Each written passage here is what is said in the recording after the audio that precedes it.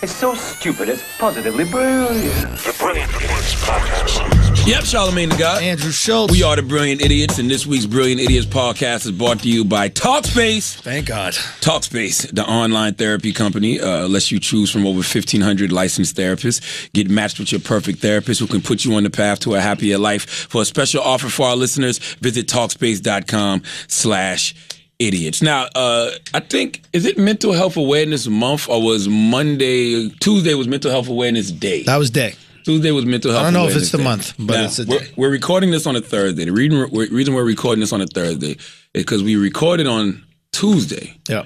But Tuesday was Mental Health Awareness Day. And we actually had a run-in with somebody who we believe is going through some mental illness. Someone was trying to celebrate. Somebody. All right. Listen, it's no secret. If you've been listening to the Brilliant Idiots podcast, or maybe it is a secret because I don't think it's something that we've talked about. Like, we've watched it gradually amongst each other, and we had a podcast once where he actually came out. You know, or he said he had a sexual experience with a man. Yeah. So we was thinking maybe that was the issue, but. Yeah. Big Greg, Andrew's brother, has been having some mental health issues. What has he been diagnosed with anything? No, he hasn't. He is, there's a bunch of things happening, really with him. But yeah, he suffers from mental illness, and they don't know exactly what it is. You know, some people might say, schizophrenia. He basically has like audio hallucinations. Some people like see things. He kind of hears things, and a lot of times what he's hearing they might be like his insecurities, or there's something in his voice. So if you say, "Hey, you want to go over there to the bay," he might hear you say, "Yo, you're gay." Some shit like that. You know what I mean? I can see how you could misconstrue that. That's close. You know what I'm saying? But like, you could also say, "Yo, you want to go eat some ice cream?" And then you'd be like, "Yo, why'd you just say that I should, suck dick or something like that?" Yeah. But also other things, like thinking that someone's trying to disrespect him or check him when he's not. And yeah, man, he's been suffering from this stuff, and he was hospitalized. Yeah, and it's been kind of scary to watch, and it has been scary to watch because I know Greg. Of course, that's your brother, so of course you know him. But when I met Greg, he was a perfectly normal human being. Like me and Greg would share literature. You know what I'm saying? Like we'd have conversations. Like he's not a dumb person. Like he's a perfectly really smart guy. Perfectly normal human being. And then over the past maybe year and a half. Well, I think it's been a little longer, like that I've noticed it. I think. Greg's always had kind of and the reason I think it's important to talk about this, just to get it out there right now, is that ever since what happened, which happened on Tuesday. Don't give it away yet. Yeah. Okay, fine. You still got to show this up. All right, yeah, you are. Shout out to Talkspace. That is completely coincidental, by the way, that Talkspace. But basically, he's been suffering through a lot of mental illness, and it started maybe in high school. He had some issues with drugs, and a lot of times drugs are self-medication, right? Like you're feeling these feelings, you don't know what they are, and you're trying to stop them from happening. So you smoke a little weed, or maybe do some cocaine, or these kind of things. But also, I remember one time you told me it was 9/11 as well. He witnessed. Well, yeah, Greg. So 9/11. Greg was already an anxious kid, and then he saw a worst case scenario. Right? He was like, his school was about 3 blocks away from the Twin Towers, and he saw people jump out of the fucking towers and hit the ground. Right out of the fucking school window. Right? So like, as a kid, Greg he's in middle school.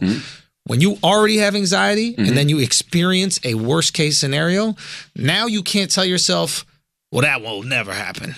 Right. That's what we tell ourselves when we're on the plane. Like, yo, what if the plane crashes? Well, come on, that's not going to happen. Yeah. That could happen. Yeah. So I think that ever since then, he's had like a heightened level of it, and that shit just kind of grinds at you, man. And grinds at you and makes social situations awkward. And well, when I first noticed it was when he couldn't even like form complete sentences anymore. And it was just like he was talking gibberish, and he would just like blurt things out. I just thought he had some bad drugs. I just was like, damn, Greg smoked some shit. Yeah. I've seen this before, but then it just kept happening more and more and more. And then like, it came to a height once. It was a podcast we did with Angela Rye. And I remember it because we was doing it. I'm not even gonna say where we was doing it because that might be liable too. But we were doing it somewhere, and that's when he came out and said he had an experience with a man and yada yada yada. But what you didn't hear in that podcast that we cut out was he just starting attacking Andrew. Like he just physically attacked you. I was like, huh? Like just for no reason, just like started throwing punches. I'm like, all right, that's some brotherly stuff. You break that up. keep it moving. I do feel like he was getting a little better. Yeah, so he did that, and he just kind of lashed out. But what was happening around that time is he was also lashing out violently to other people. Oh, I didn't know that. So Greg, throughout his whole life, I know it's shocking, he's 6'6", but he was kind of like bullied. You know what I mean? And like he never really kind of stood up for himself physically, and he was a little maybe insecure to do that. And all of a sudden, he he got big, he became 6'6", and he started boxing, and he like made a conscious effort to like defend himself. And when you couple that with hearing things, it's bad.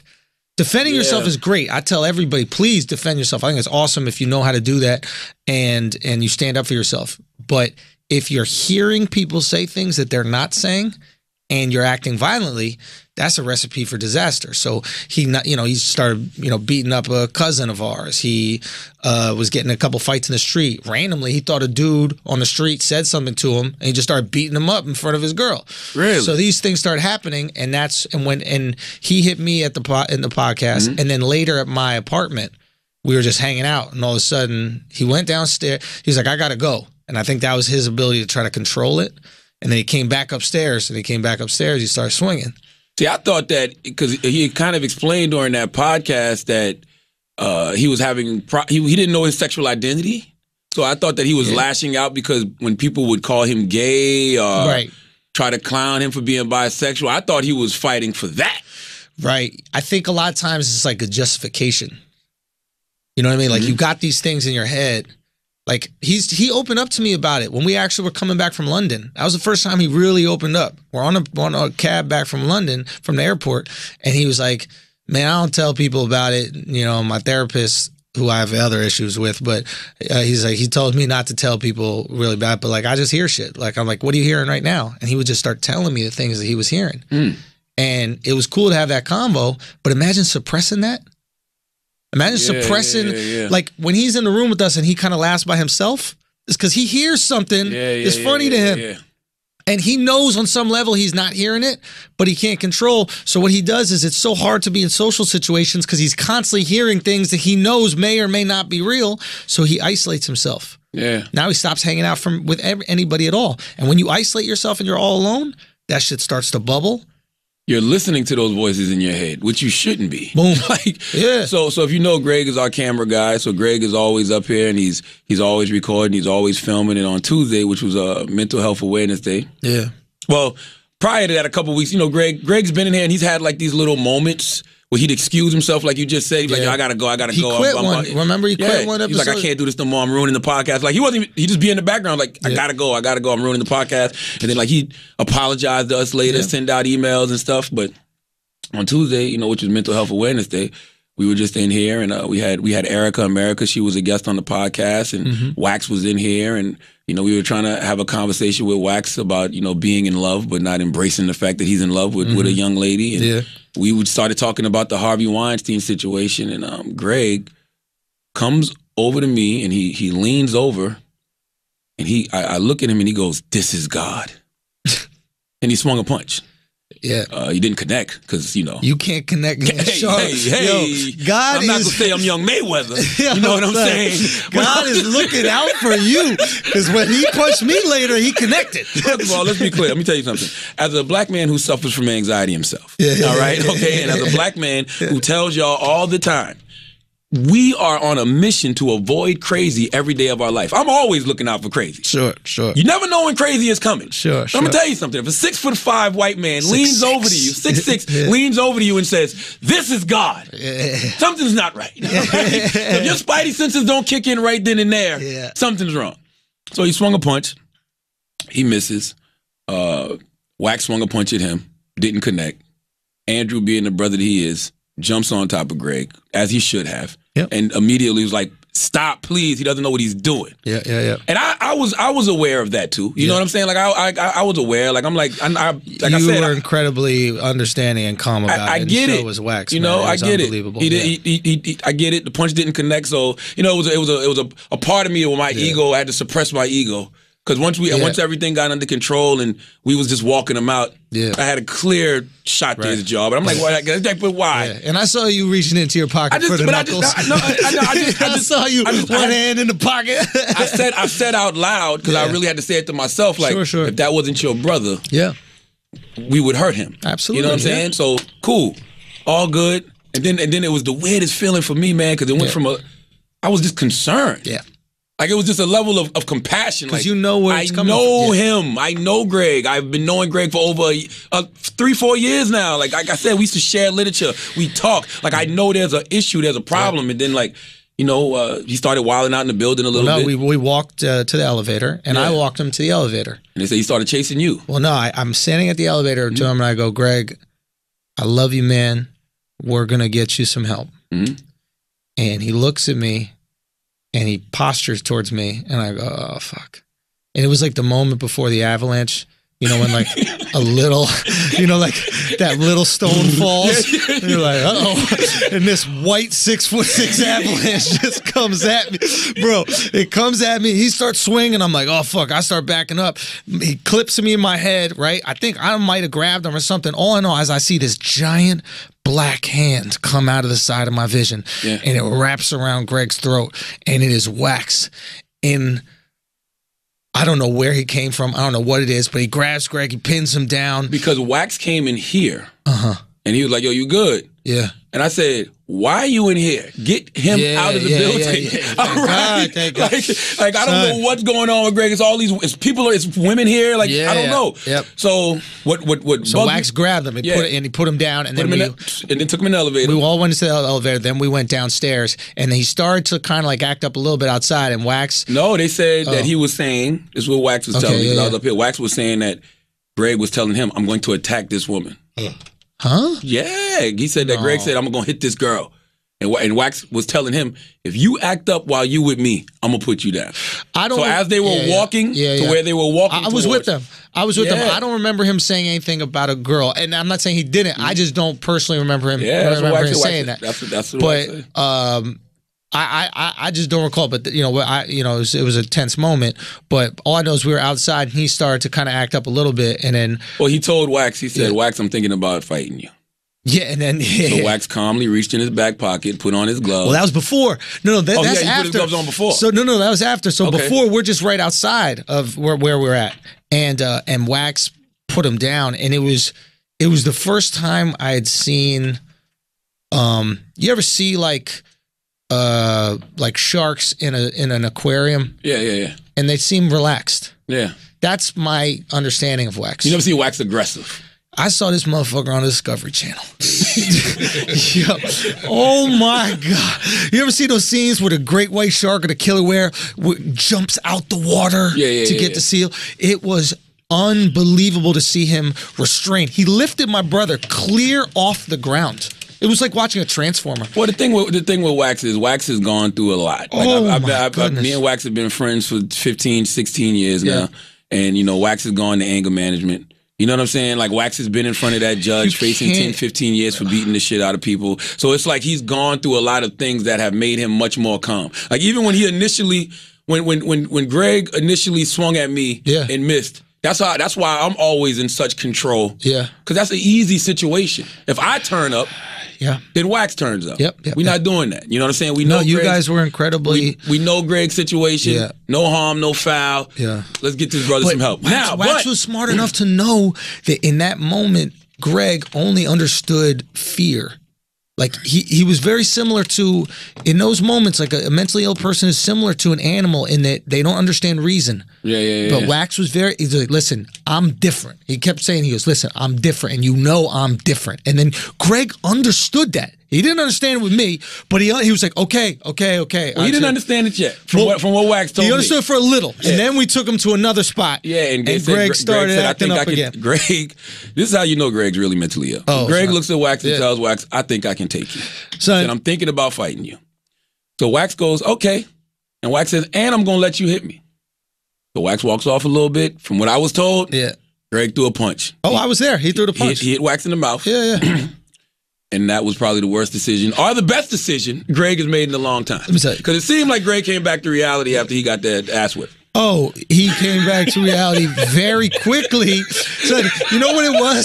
It was like, I used to think, you know when Terry Crews said that he was sexually harassed or sexually assaulted? He got his crotch grabbed by a Hollywood executive. Yeah. So like, I used to think that guy who grabbed Terry Crews' crotch was the most brave person until I saw Greg attack Wax. I couldn't fathom that he would do this.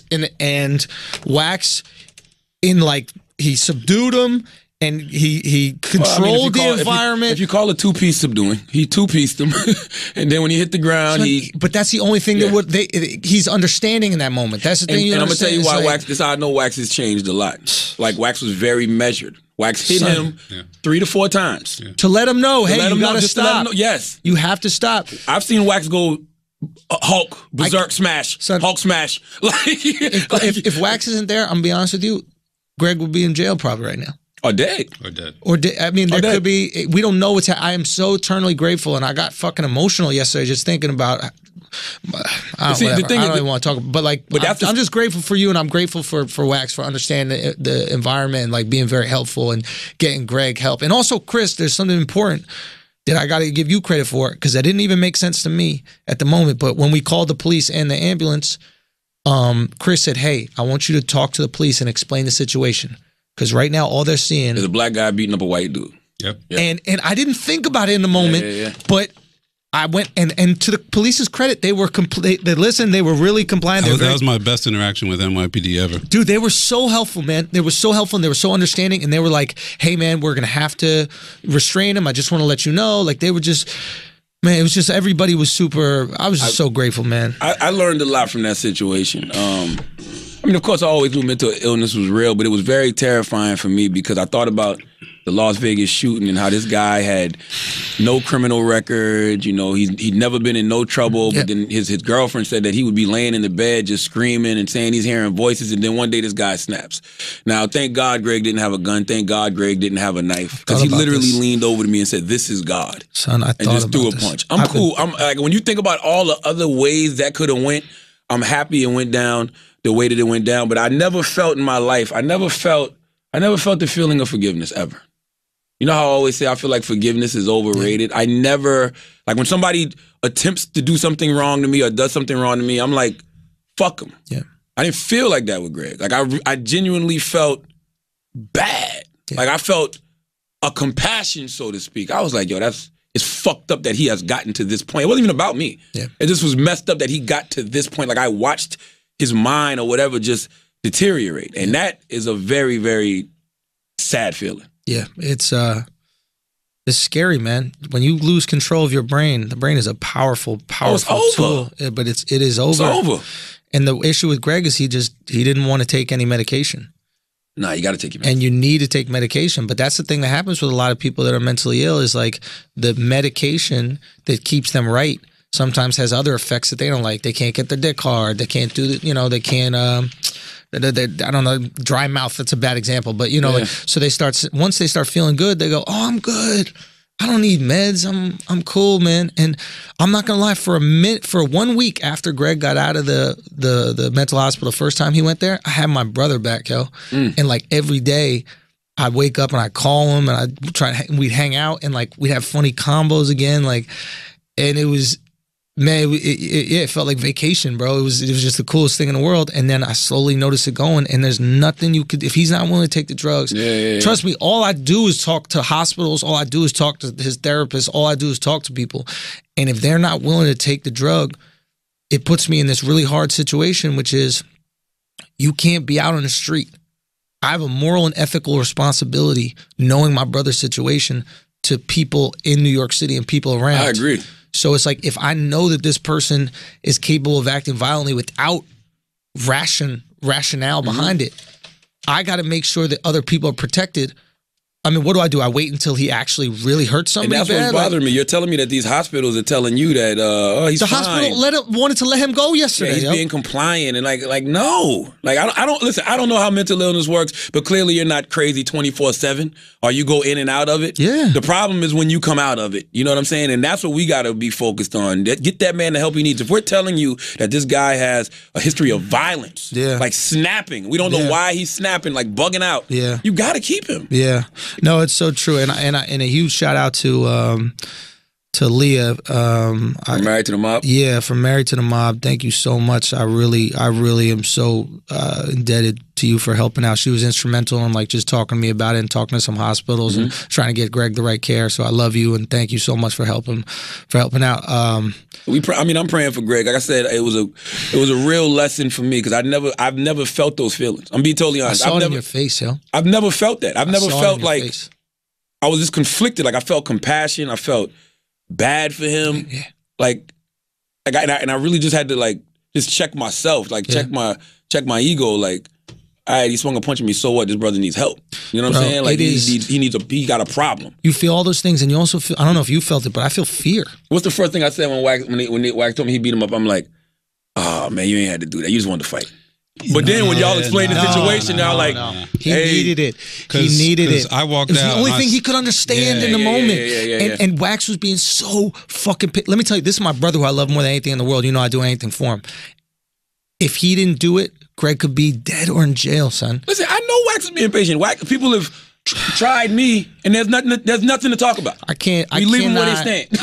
Yo, bro, I cannot tell you my gratitude for Wax, man. I cannot explain it, bro. I came home that night and I told my wife, I was like, thank fucking God for Wax. Right. Like it was amazing. Because I'll say straight up right now, I had nothing for Greg. Like if it had just been me trying to get him out of the building, it wouldn't have happened. So it's a different he handled it. He really I'm not gonna handled lie, it. that fear stays with you, man. Yeah. Like last night, I just heard a thump on my door. Out of nowhere, I just heard a thump. It wasn't a knock. It was just something banged against my door. Son, I didn't go outside. I looked through the peephole. I'm like, did Greg get out? Is he here trying to finish off? Like, when you're dealing with crazy, you're dealing with someone who's irrational. Like, I've been around dangerous people throughout my life in different instances, like people who may have taken, extreme measures about things. But I always knew, hey, as long as you treat that person with respect, he has no reason to, inflict violence on you. Yeah. When you're dealing with a crazy person, saying I love you could make them want to. Yeah, it wasn't the physical aspect of it man. that shook me up. It was the spirit. Yeah. It was just a negative, evil spirit. Like I literally, like I'm sitting like how I'm sitting now, and he leans over, so I look, and I looked right in his eyes. Yeah. You had a smile on your face too, because it's like, oh, it's Greg. Yeah. But I'm looking at it, I'm like, there's something wasn't right in his eyes, and he said, "This is God." I talked to him about it. I don't know what. I'm like, what? Like, think about that. This is God. And I was talking to some other people who do like psychotherapy and stuff, and they say whenever they indulge in such a space to where they think people are after them. Like they say, it's usually God or the FBI. Right. They think the FBI is after them. They think the FBI is coming to get them, or they think God is telling them to do things. And like it was just spooky. Like it was just eerie. Like, ugh. Yeah, I noticed with this situation, like he's using the information he has in his life to justify his actions. Right? Like Greg is trying incredibly hard to be normal. He's going to NA, he's going to AA meetings, he's reading all different religious books. He's doing everything in his power to be like us. He wants to be like us. Right? Like that's the saddest thing about this whole shit. He started eating organic. Because he Googled maybe the food could be fucking me up. In his sane time, he wants to be like you and me. His brain won't allow it, and he's not willing to take those drugs. And in those situations, it's like he's been reading the Bible, he's been reading other religious books, so now all of a sudden when he has one of those thoughts, he goes, oh, maybe it's the Bible. Before it was the Bible, it was, well, my therapist says that you have to stand up for yourself, so I guess punching someone is okay. He's just justifying his actions with these different... Yeah, because they said Wax said he was crying outside, saying, oh, tell Charlamagne I'm sorry, but then he goes, I had to do that to Charlamagne before somebody else does it. Yeah. Greg, stop it. That's another reason I know you're mentally ill. You know how many people have tried to put hands on me to stop me? I'm right. I'm right. That clearly doesn't do it. But, I mean, the moral of the story is, man, I'm praying for Greg. I genuinely prayed for him on Tuesday, like genuinely, like on my knees. Like I hope he gets the help he deserves. I don't know if people come back from this kind of stuff. I only had one homeboy who I saw this happen to, but everybody knows why it happened. He went off to war. He was in the military. And he went off to war, and he came back, and he was bugged out, crazy, walking around the hood barefoot, didn't wash, but he never was violent. He just was like, you just knew, like, damn, what happened to my guy? Coolest guy. But then he got back. Yeah. So now he's the guy we all knew growing up. Did he start taking meds at all? I really don't know. My feeling is this: know. if Greg was going to be a little socially awkward and weird for the rest of his life, I'd take care of him. That's my blood. You can't be responsible for the violence, bro. But that's the difference. Like if you're just going to be weird, I'll make sure you have a house. I'll make sure you have food. I'll make sure you have everything you need. That's my responsibility as your brother. I'm going to take care of you. But once the violence happens and you have no control of it, we need to take other precautions, man. It's a guy like that. Imagine Greg get a gun. Greg got a gun that day. He's killing everybody. I'm thinking about this. Like I was like, thank God we don't live in a gun state. Because if we lived in a gun state, I might just have one in my crib. My parents might have one in their crib. And it's one of those things that made me realize, like this mental illness shit, we've always talked about it on this show, how it needs to be addressed, but we need to start having these conversations early. I was speaking to friends, just about the situation. Every one of my friends has a story like this. Like, we act like this mental illness shit ain't happening to a lot of people. It is. Everyone is like, yo, my cousin is like this, my brother, everyone has a situation. We gotta stop trying to save these people. And what I mean, no, I take that back.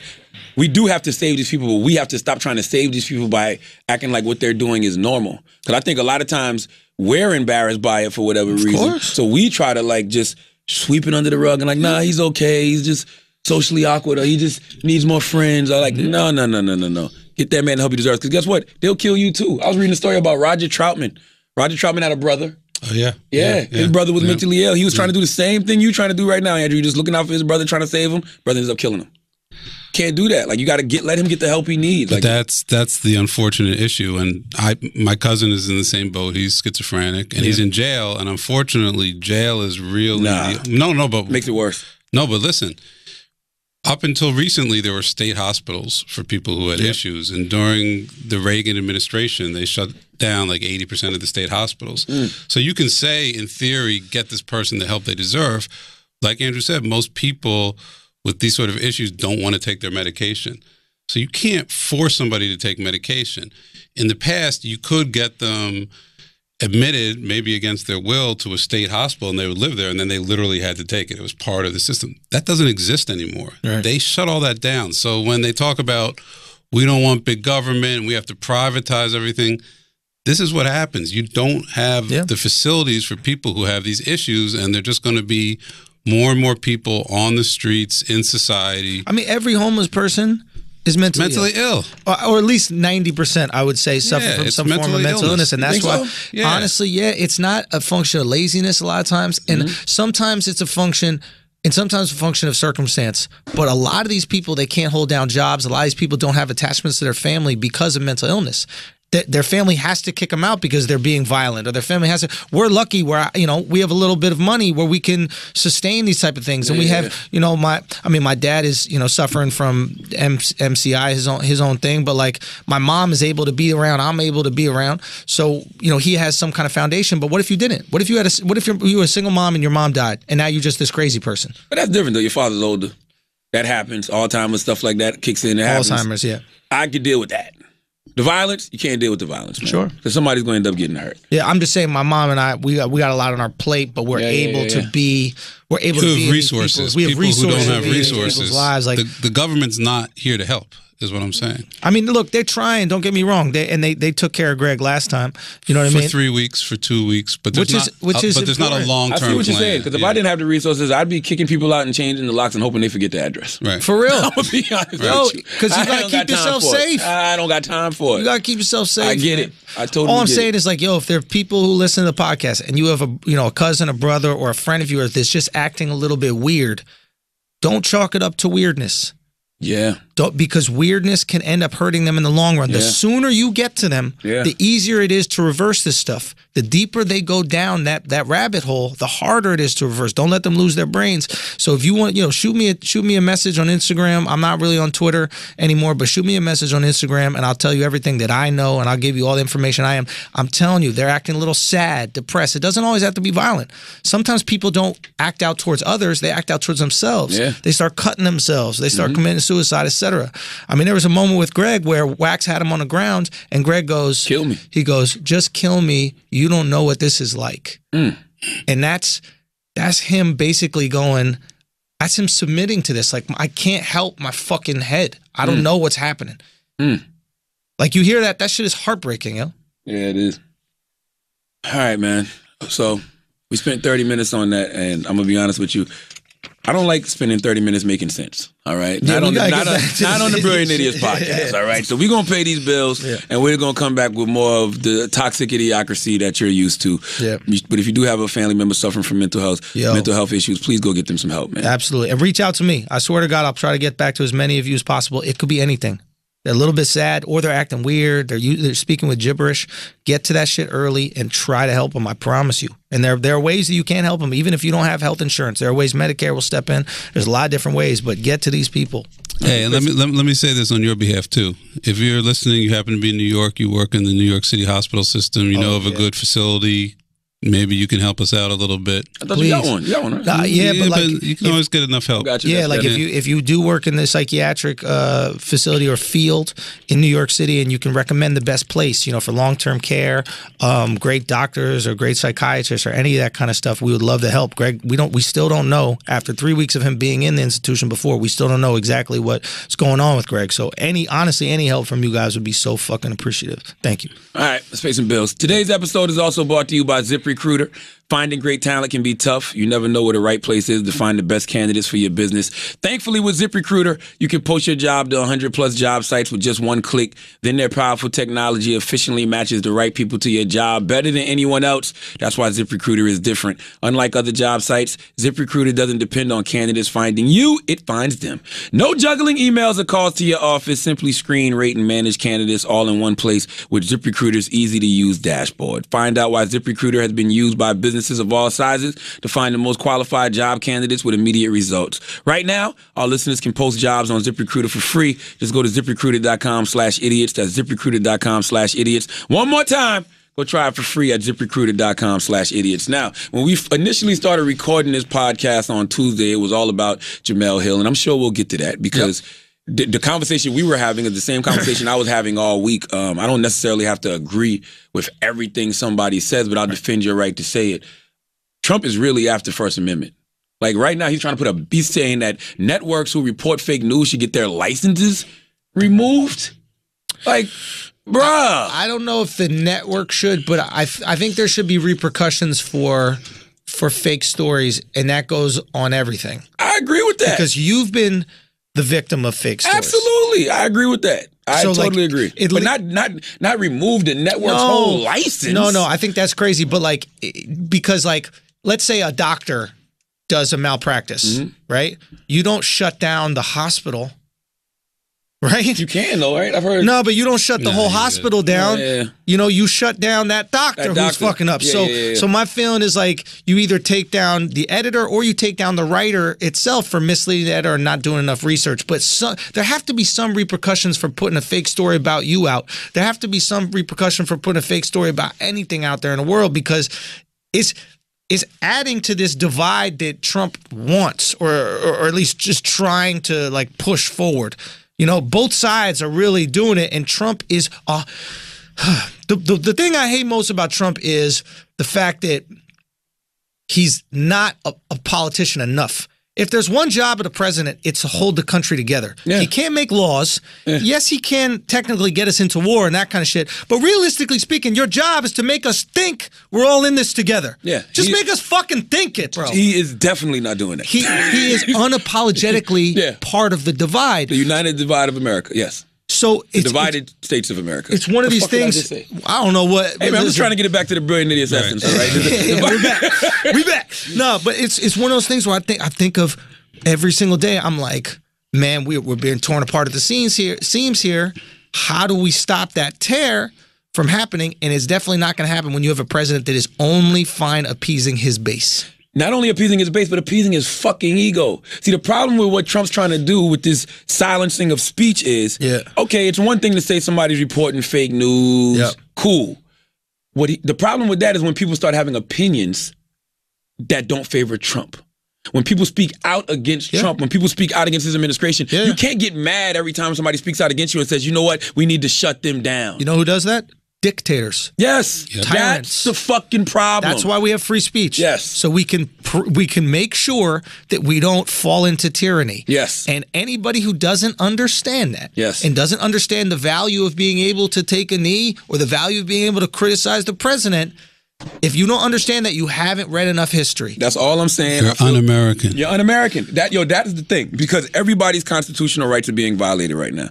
When you are an owner and you tell your players, look, y'all have to stand for the national anthem, you are overstepping the Constitution and my right to protest. Well, that's different, because you could say, if you'd like to work at this restaurant, you have to do this. If you want to work at Cold Stones, you got to sing that stupid song. Now, you have the right to say, I'm not going to sing that song, but then the employer also has the right to go, okay, you're fired. That being said, it got to be in the contract, though. But here's the thing. Like, they're trying to do an amendment now Right. to add that to the contract. That's interesting. If it wasn't in there before, Yeah. that means my constitutional rights Yeah, say I it's have the bullshit. right to protest. Look.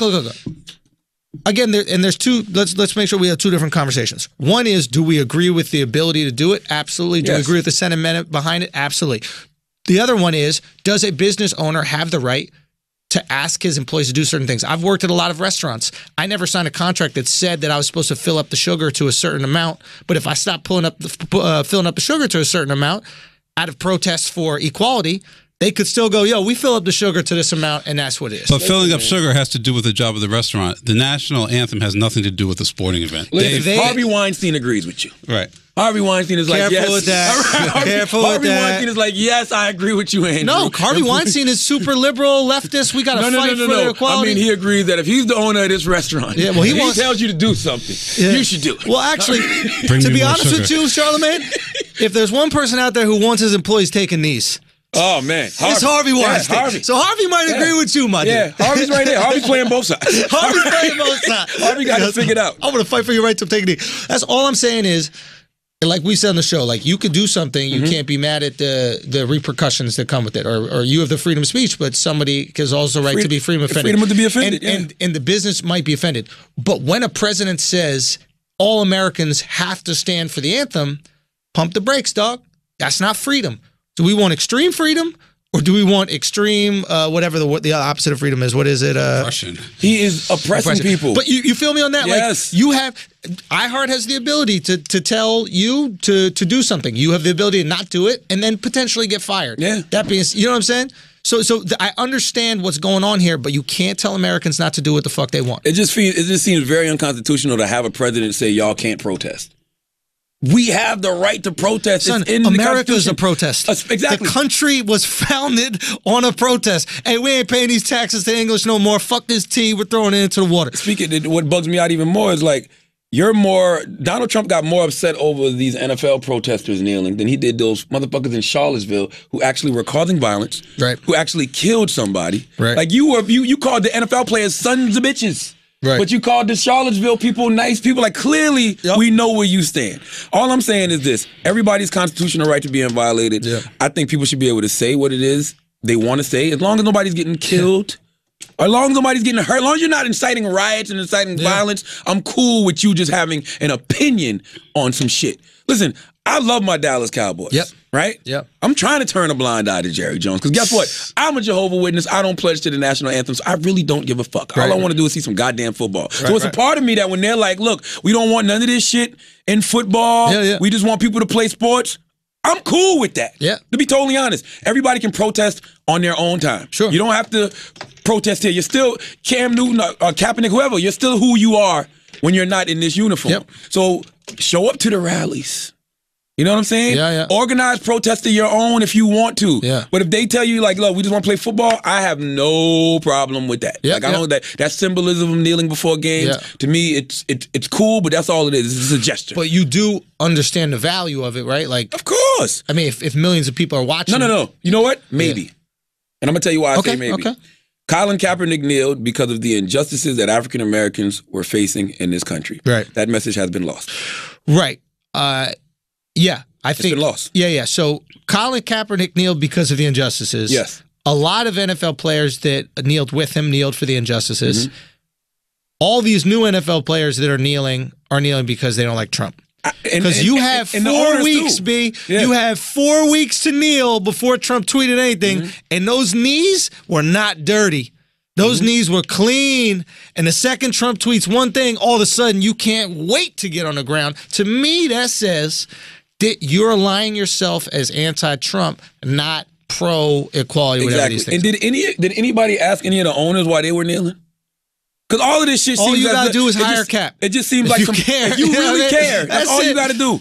It just all seems like some That's why it's so- posturing, man. It's whack. Well, it's for optics, right? Yes. That's all they want to do is they want to keep the team together. They want to make sure the morale is high. That's whatever. But it's like if you really cared and want to prove that you weren't blackballing this guy, all you got to do is hire him. The quickest way, that's a fact, and the quickest way to not be successful is to try to please everybody. Facts. Jerry Jones came out.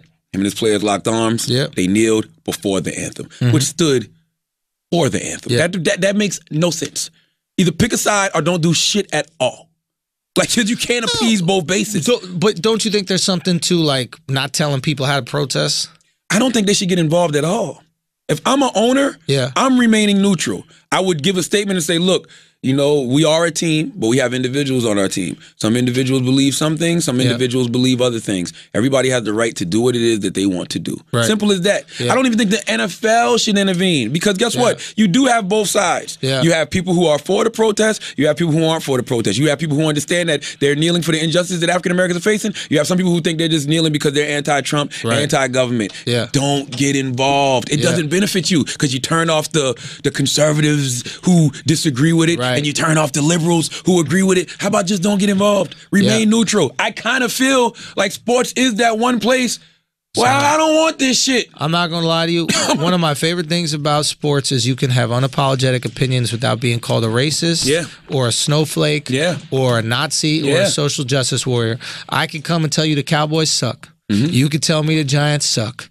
And then we argue about it, and then I say, I'll see you next Sunday. It is a beautiful place where there's no repercussions for your opinions, where there's no stakes for your opinions. I go, who are your top 3 NBA players? You say, Jordan, Magic, Bird. I go, you don't got Kareem in your top 3? And we have a fight about it, and it's a great discussion, and it's fun. If we do that about politics, one of us is going to call one of us a racist. Yeah. The other one's going to call the other one a pussy. And it's a shame that is kind of being taken away from this. But at the same point in time, we got to be empathetic to the fact that we need change in this country, right? Yeah. So it's like, and if it's bringing light to that, hey. Listen, I don't have a problem with the kneeling. Right. You know what I'm saying? All I'm saying is I can see both sides. I can see both sides. I can see that if a person is kneeling, right? They're kneeling because they care about a cause, whether it's the injustice of African Americans in this country or whether it's anti-Trump. Let them kneel. I don't think anybody should get in the way of somebody's right to protest. But if the NFL says, look, man, we just want to keep the game about the game, like we're not letting anybody do anything, like just come here and play ball, I don't have a problem with that either. Because guess what? All of these guys can protest in their own time. Correct me if I'm wrong. I never saw Muhammad Ali do any type in the ring. I never seen him do any type of protest or anything in the ring. Right. I've never seen it. Right. You know, I don't know if it's happened, but I've never seen him do any type of protest in the ring. But he was one of probably the greatest sports activists ever. So do it outside. What's the off day for football? Monday? I mean, they must get off Monday, right? Yeah. So organize some shit on Monday. Listen, I'm with it. I can, like I said, I can see both sides. So how do you see it getting resolved, though?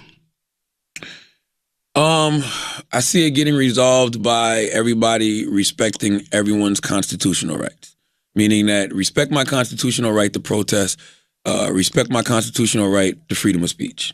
That's how it gets resolved. Leave people alone. Like I said earlier, NFL owners don't even, nobody has to intervene. It's not like it's out of hand. They're not doing anything radical. Right. They're kneeling. It's not affecting the actual game. It's not affecting the actual game. Like none of that. Like, so just the way, Chris asked me the way it gets resolved, Schultz. Right. I said the way that it gets resolved is the NFL just respects everybody's right to peaceful protest. Yep. Because that's what it is. Yep. It's a peaceful protest. Yep. So if these guys are peacefully protesting, let them. Respect their right to free speech. If people are running up on them after the game and asking them questions about Trump and the government and they're talking about it, Let them. That's it. So how do we get? So the NFL really, at the end of the day, the only thing they care about is dollars. If nobody was affected by this peaceful protest, if their pockets weren't affected by it, they wouldn't give a fuck. They'd be like, hey, how's their pockets affected? Well, I mean, they're attributing. Is viewership down because of it? Well, they might be attributing that. I think, me personally, I think viewership is just down because people don't have TV anymore.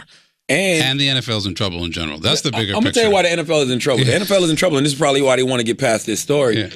What's the other big dominant football story this year? CTE, bro.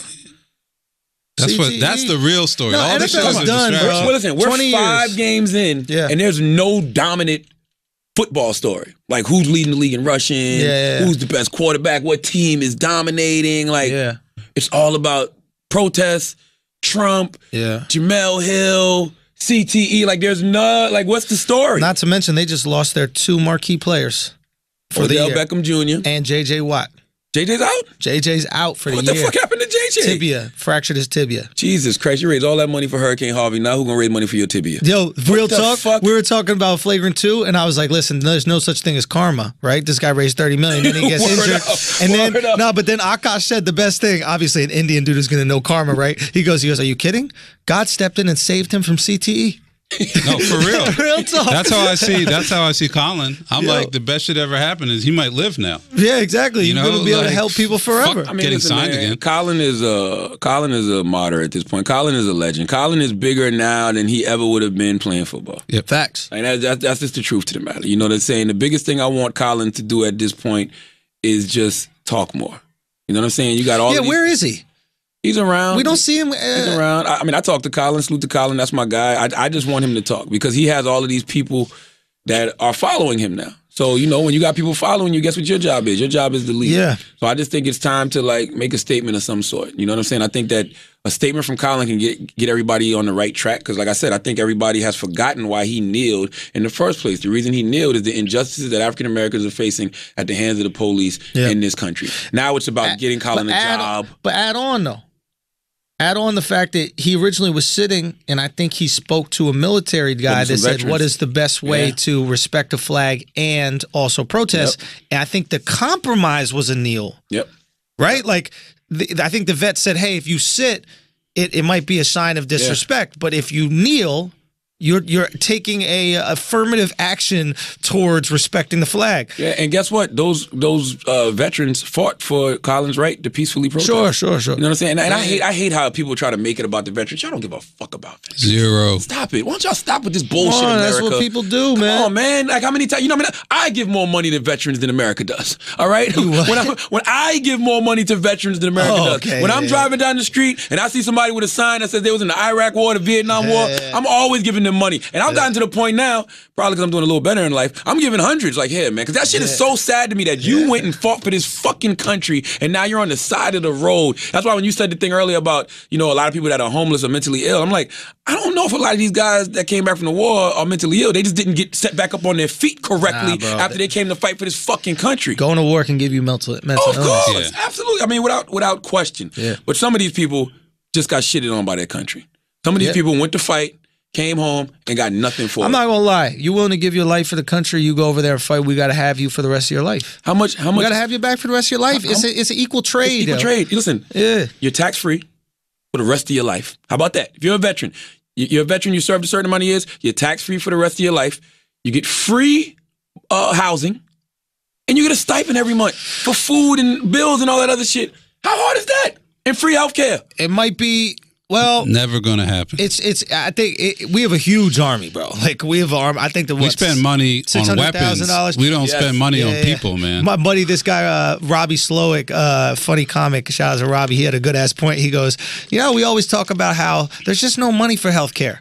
We never talk about there's just no money to go in war in Syria for 10 years. Right. Like that, you know what I mean? Like that, there's no money for free college tuition, but we're never like, there's no money to build a military base in Saudi Arabia, right? When it comes to military spending, for whatever reason, everybody got blank check. Yeah. But when it comes to education, it comes to healthcare, it comes to these types of things, hey, we broke. Hey, listen, but even with the veterans, I understand you said we had a huge army. I'm not saying everybody should get paid. I'm saying that if you went to war, if you're a combat, if you went to motherfucking war If you had to shoot a little Iraqi kid in the head for this country, Yo, for and real. now you got to live with the karma of that. We got you. You got to get that money. We If got you've been you. to World War I, World War II, Vietnam, Korea, Iraq War, Korea. Iraq, If you've yeah. been out there, We got you. Bombs over Baghdad. Yeah. You should get. And you're yo, good. real talk, who wouldn't agree with that? Like, that's Come bipartisan on. support. Like, I think Democrats and Republicans will come by. Come on, man. How you gonna where's the incentive for doing it then? And I'll be honest, and I've spoken to some vets, I bet they would want to pay taxes. I bet they would want to contribute and they would want to work. Mm-hmm. They just also want to know, like, yo, if some fucked up shit happened to me over there, make sure that I got the protection I need to be good. Yeah. Because these are honorable people. If you're willing to give your life for a country, you're willing to give your life for a cause, you're going to want to keep contributing. Word up. You're not going to want to stack it up on the couch. It's going to be like the NFL soon. The risks are going to outweigh the rewards. Oh, absolutely. Why am I going to be join the military and I know I'm not going to get nothing for it? Send the people that want to fight. Send Greg. And like let those guys, let them go over there and handle that shit. Yeah. Like for real, Jesus, man. Like I don't want that. I don't want that problem personally. And salute to Jamel Hill. I feel like Jamel being suspended was definitely a retroactive suspension. Okay. You know, for what she said about Trump, because I don't think what she said was suspendable. Because my problem with the NFL is, well, not the NFL, ESPN. NFL got y'all by the balls. Like, NFL has y'all by the balls. Y'all fired one of your greatest talents ever in the history of life, Bill Simmons, simply because Bill Simmons said that Roger Goodell is a liar? How do you give sports commentators the freedom of speech to speak out about sports when they see Roger Goodell as somebody making bad decisions and Bill calls him out and calls him a liar? You fire him. If Jerry Jones tells his players, look, y'all have to stand. Y'all cannot kneel this week. And Jamel Hill says, well, if you want to, if you don't agree with Jerry Jones' statements, boycott his advertisers. How can you be really mad at her for saying that? I think the argument is that the ESPN and the NFL are in business together. The NFL has ESPN by the balls. Sure. But NFL games are played on ESPN, so they're in business together, and they're both in the business of making money together. And if you have an employee of a business telling potential patrons of that business not to purchase items from that business or not to support the sponsors of that business, you're essentially hurting the business you work for. And I think that that's a fireable offense for any business. She just got suspended. So I completely get why ESPN clamped down. Well, let's look at it the other way. Yeah. I'm ESPN. Jerry Jones tells his players that they have to stand for the anthem. Yep. People are like, fuck that, I'm boycotting the NFL. So now I'm not watching ESPN. So now your stance is affecting our bottom line because motherfuckers ain't watching. Because you got your guys kneeling, so now people are tuning out of ESPN. Great. So it's both ways. I know. I think it's a great argument. And I think then ESPN would have to say, hey, what are you doing? Word up. Now what's happening is the action is making the people do it. It's not an employee saying, hey, don't watch and don't support. Because that's what she was essentially saying. Well, kind of.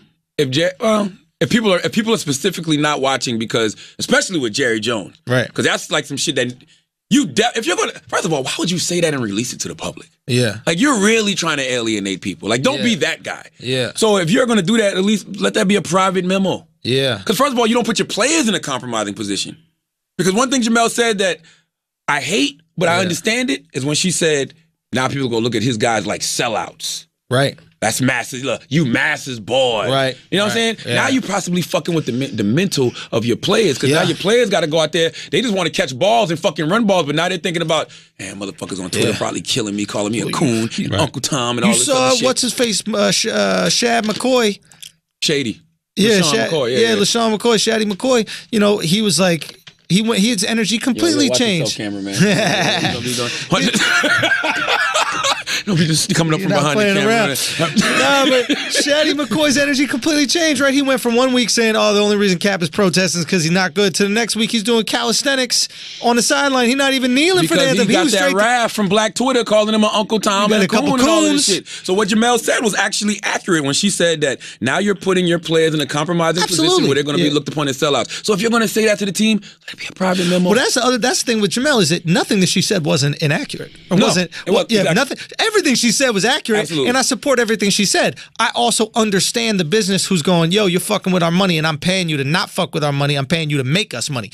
I'm investing in you as an employee because I think you could bring money to the company and not take away. But I think everybody's fucking with each other's money. Because what you're saying is true. Too, but then if ESPN is saying, look, you're telling your players they can't stand, now that people are boycotting you. Yeah. We already got motherfuckers not watching the NFL because of Colin. Right. So now we're boycotting. Everybody's fucking with each other's money. That's what everybody needs to realize. Well, if Jerry Jones said, yo, don't watch highlights on ESPN. You know, if you don't fuck with ESPN, don't watch. I guarantee ESPN would be like, yo, I don't want to put Cowboys games on. Fuck that. Or they'd have some kind of, they'd have some kind of rebuttal to it. Yeah. You know, if it was blatant. I'm a free speech dude. I would love it that you could say whatever the fuck you want about business, whatever it is. You can. On your you just got to be willing to deal with them consequences. So that's what I'm trying to understand. That's what I'm trying to understand from Jamel's perspective is like, if she feels strongly about the boycott. Take a knee. Next time you're about to do football clips, keep the same energy you're asking the players to have. Take a knee. Next time a football highlight comes onto your screen, don't read the prompter. Take a knee and refuse. If you're asking these players to put their livelihood at risk, you're asking these players to potentially not be able to feed their families to support this cause, I need to see the same energy from you. Or Jamel tweeting is taking a knee. And I'm going to tell you why. No, taking a knee is taking a knee. No, I'm going to tell you why. So then why don't these players tweet? If you work at ESPN and, first of all, Disney. Yeah, it's real Disney. I respect Jamel's gangster. Aladdin don't fuck with this shit. Yeah, No. I respect Jamel's gangster, and I'm going to tell you why. The heat was still on Jamel. Right. For the Trump shit. Jamel wouldn't put on the fur coat and sat front row at the fight. Like, nigga, I am. I'm American gangster. I'm the American Frank gangster, Lucas, goddammit. motherfucker, let's go. Like, because the easiest thing to do is lay the fuck low. Mm-hmm. That's the easiest thing to do. Lay low. You see Jerry Jones do this shit. You're like, I'm not tweeting about that shit. I'm not getting involved. But guess what? That fucks with you as a talent. Of course. It fucks with your creative. Of course. Like, we get paid for our POV. We get paid to talk. Like, nobody wants to live in a world where we got to censor ourselves or worry about saying things because there may be consequences and repercussions. Like, as long as you're not hurting anybody, as long as nobody's getting killed, speak. I just think that's some weird shit, man. Yo, you know what would be kind of hot? Let people say whatever the fuck they want. You keep them hired or fire them just based on the ratings of the show. So if Jamel's speaking out, By the way, that's the way it works. It should though, No, right? Like that keep is it, really keep the way it it works. 100, right? Because you even said this when we recorded on Tuesday, but I thought it was interesting. You go. I've told people if you don't like the song that we're playing on the radio, change the channel. Now, the reality of the matter is, motherfuckers listening to the Breakfast Club is syndicated. You guys are whooping It's the ass. Howard Stern effect. Howard Stern used to say, and I'm People sure, who love me listen for an hour. The people who hate me listen for 2 hours. Exactly. So Straight up. So real talk is like, if people are watching the 6, regardless of what Jamel says in her personal life, you keep her on. If people ain't watching the 6, I don't care if you're saying football is the greatest sport in the world. It doesn't cause CTE and players should stand for the anthem and keep their hand on their chest. If nobody's watching the 6, See ya. bye. Bye. And Let's keep it meritocracy. That's America. And that's why Jamel's in such a great position. Jamel just needs to learn the lesson that I've learned lately. Those thoughts that you're expressing, those great thoughts, don't do it on Twitter. You got a platform. You got the 6. You got your podcast. Save that heat for those platforms, because then you can speak your thoughts fully. They can't be misconstrued. Yeah. You can't take them out of context. People see and hear exactly what you say. Because if she says that on the 6, if she says what she said on Twitter, it's not the same backlash. I guarantee it. If she actually got on social media and said, look, man, if people don't agree with Jerry Jones' statements, if you don't agree with them, then boycott the advertisers.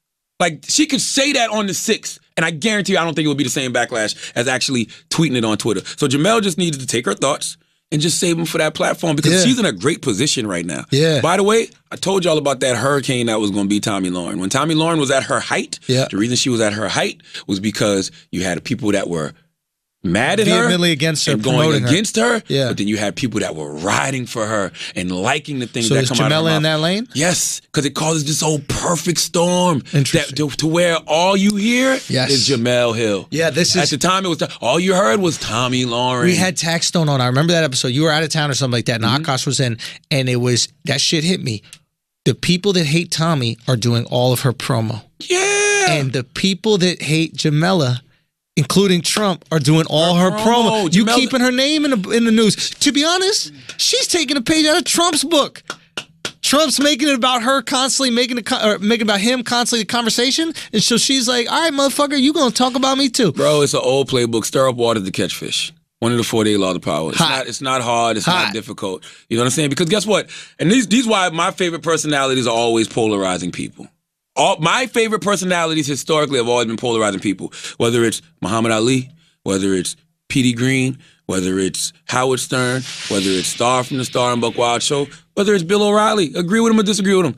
These are polarizing people. You either love what they say or you hate what they say, but either way you listen. And nowadays, in this era of social media, people are just, they follow the people that are considered problematic more than ever because they need energy. They need a reason to live. Boot gang. They need a reason. They don't have nothing to talk about if you're not coming at me. Yeah. You don't got nothing to talk about if you're not coming at fucking Schultz. Yeah. What the guy said, what was the movie? What's the movie? You need me to hate you. Yeah. You need me. You need somebody to hate. The bad guy. Scarface. Scarface. Come say hi to the bad guy. No, what did he say? It was a line. Where He goes, look at you. You need me to feel good about yourselves. Yes. Or something like that. You need people like me to hate people like in order for you to have a purpose. So Yeah. Jamel's actually in a great position. I don't never want to be neutral. Real talk, that's Batman and the Joker. Yes. I went to Comic-Con, which was a great experience. It was like a nerd Burning Man. And I wanted to go. I was out of town. Yo, man, it was really cool. Plus, I wasn't ready to break out my Halloween costume. Bro. A little too early. Bro, let me tell you, I had a conversation with a guy about the Joker and Batman and their relationship. And it's very similar to what we're discussing with like Jamel and Trump or whoever, right? Mm-hmm. And it's like, the one thing the Joker wants is for Batman to kill him because it breaks Batman's rule. Batman doesn't kill. Yeah. And the one thing Batman wants is to stop the Joker, but he can't stop the Joker because the only thing that will stop him is killing him. Yeah. Right? So it's this perfect relationship that keeps it going forever. Kind of similar to Magneto and Professor X in a lot of ways. Absolutely. Listen, you can use Batman as an example. To some people, Batman is a good guy. To some people, Batman is a bad guy. Motherfucker dressed in all black, sneaking around at night with a little fucking boy. You know what I'm saying? Sounds like Harvey Weinstein. Ain't no pussy in the house. All right? You got an old man and a little boy. What the fuck is going on? All right? But Batman is a great example. All I'm saying is Jamel's in a great position right now. When you get into that position where you got people really hating you and really loving you, all you got to do is keep doing you. All you got to do is right now, if you're a network, get out of the way of the talent. And like you said, let's see if this translates into ratings. That's all that matters. That's all it's about. Jamel, can you get the people that love you to tune in? And can you get the people that hate you to tune in? But guess what? Don't stop Jamel from being Jamel. Because one thing Tommy Lauren never did was stop being Tommy Lauren. That's true. She was being Tommy in her bathroom. Oh, my God. She looked like she was doing makeup tutorials. Now she's back on TV, but for a second, it was looking But she was still rough. being Tommy and still getting millions of views. Right. Howard Stern was the same way. Rush Limbaugh the same way. So that's what Jamel isn't doing well right now. Hey man, she's not turning that heat into views for the 6.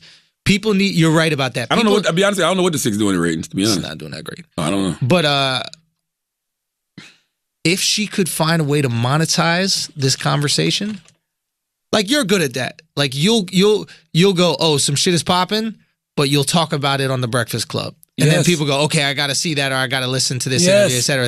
Or the podcast. But not giving this shit away on social media. You should talk to Jamel about that. You should talk to Jamel about it because she's buzzing. People are talking about her. Create a space for it, and then give them that. And then the ratings are going to spike, and advertisers really don't give a fuck. Yeah, and the problem with it now is, and I mean, Jamel's my homie, but I haven't talked to her about this, but I'm sure she's in her head.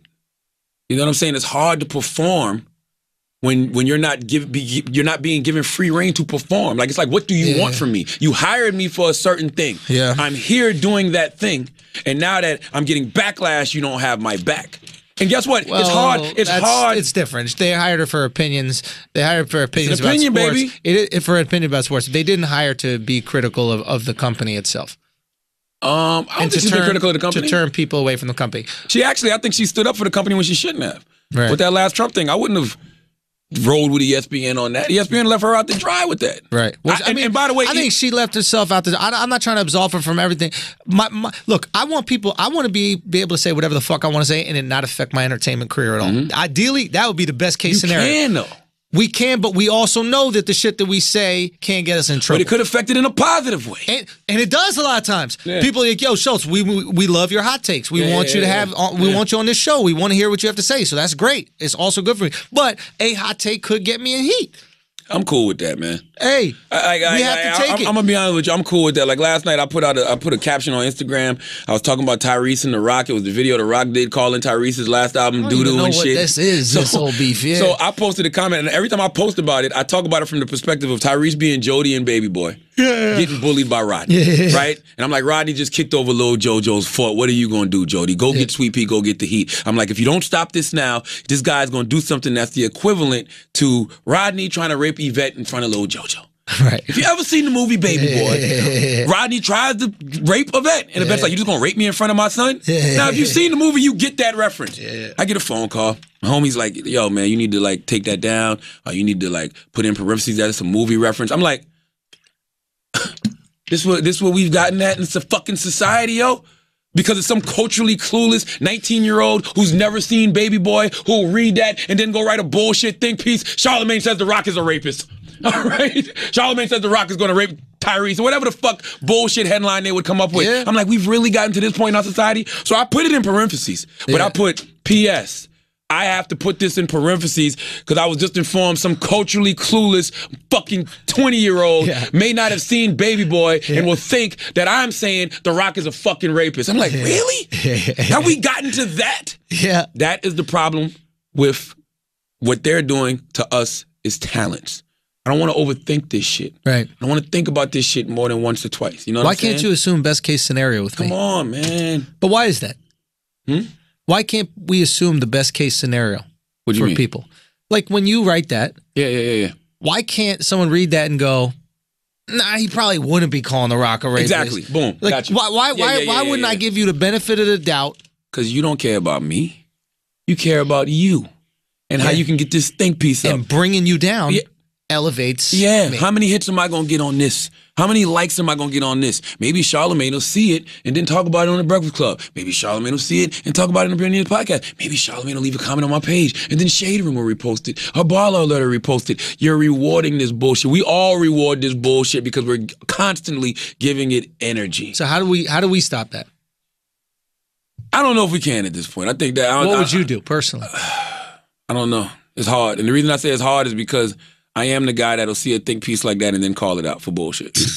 You know what I'm saying? Like I can't just ignore it. I'm not just gonna let that sit there and say, I'm like, no, y'all know this is bullshit. Yeah, you like to protect You know your what I'm name. saying? Yeah, That's yeah, one of yeah, the yeah. 48 laws of power, Yeah, right? guard your reputation at all costs. So I'm gonna definitely call out the bullshit. But guess what? What you have to realize is nobody cares.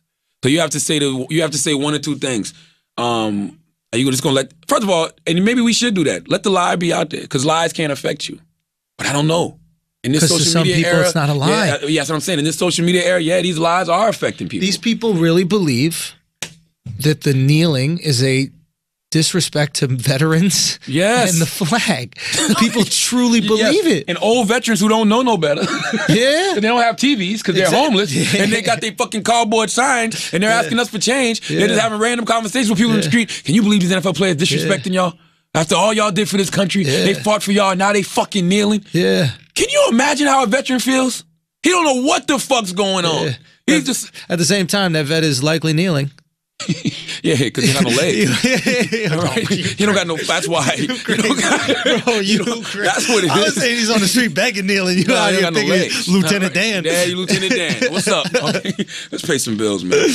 Today's episode is brought to you by Showtime's White Famous. Hey. Go ahead, take it from this. Hey, man, it is. You know, we're introducing a new show, a new original comedy series about trying to make it in Hollywood. White Famous, based on Jamie Foxx's real-life experiences, played by SNL vet Jay Farrell. Floyd Mooney is a comedian whose career is about to blow up, but Mooney isn't sure if he's ready for all that. Can he make it without losing his soul? I don't know.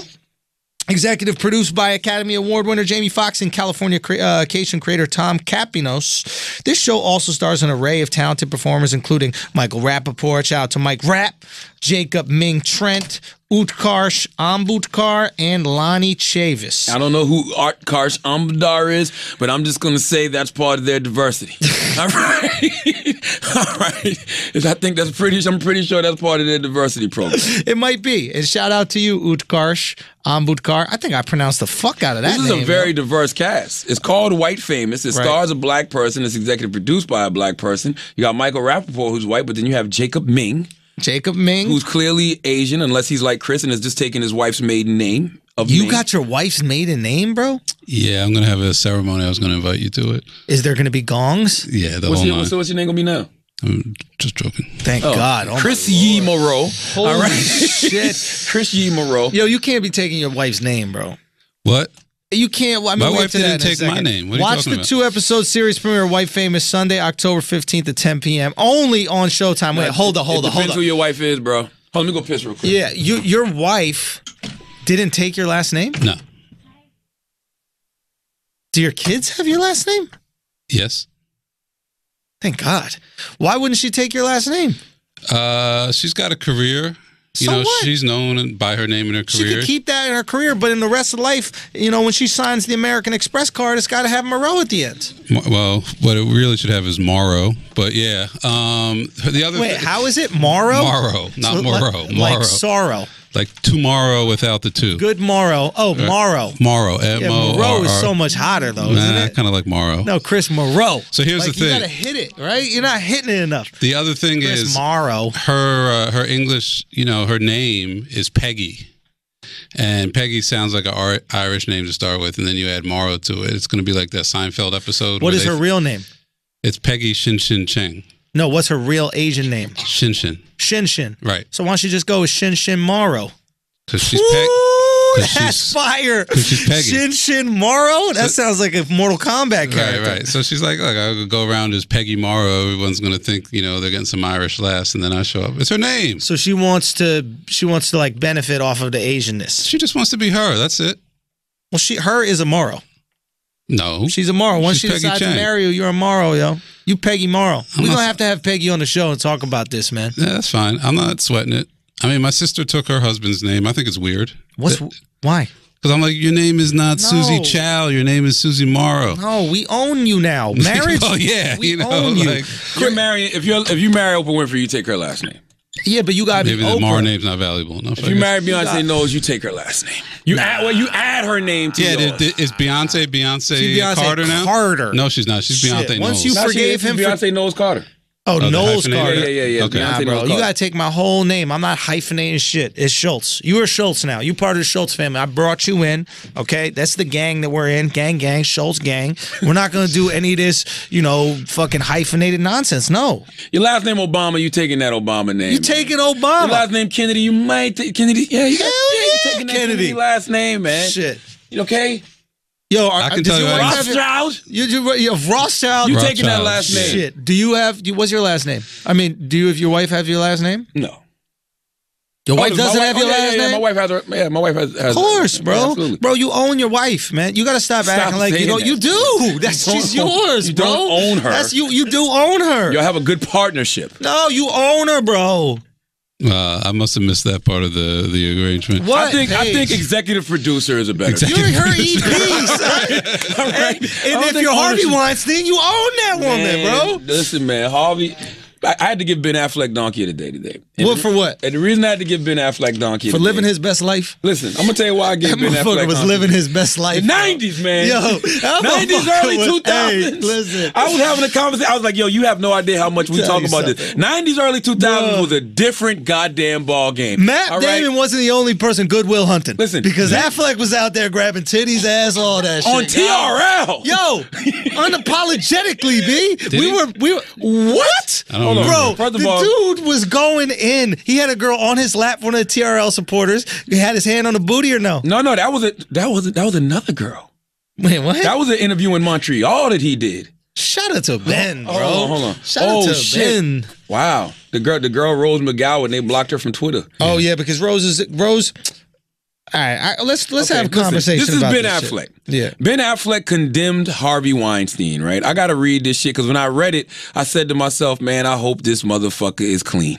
Nah, you knew Hold it was on. coming. Somebody pull this up for me, man. Pull it up, Chris. Pull up. Just Ben to give some Affleck's context, Harvey quote. Weinstein was the one who bought Good Will Hunting and was the producer for Good Will Hunting. Harvey Weinstein was a man who was using his position of power in Hollywood to get pussy. Sure. As any man in a position of power would do. Yes, but he was doing it as a creep. Now, I'm going to tell you this also. Now, Harvey Weinstein really fucking it up for all the people who just want to fuck their employees because that's a normal thing. You don't have to be a creep to fuck your employees. No, I agree with you, but I'm going to say one thing. Yeah.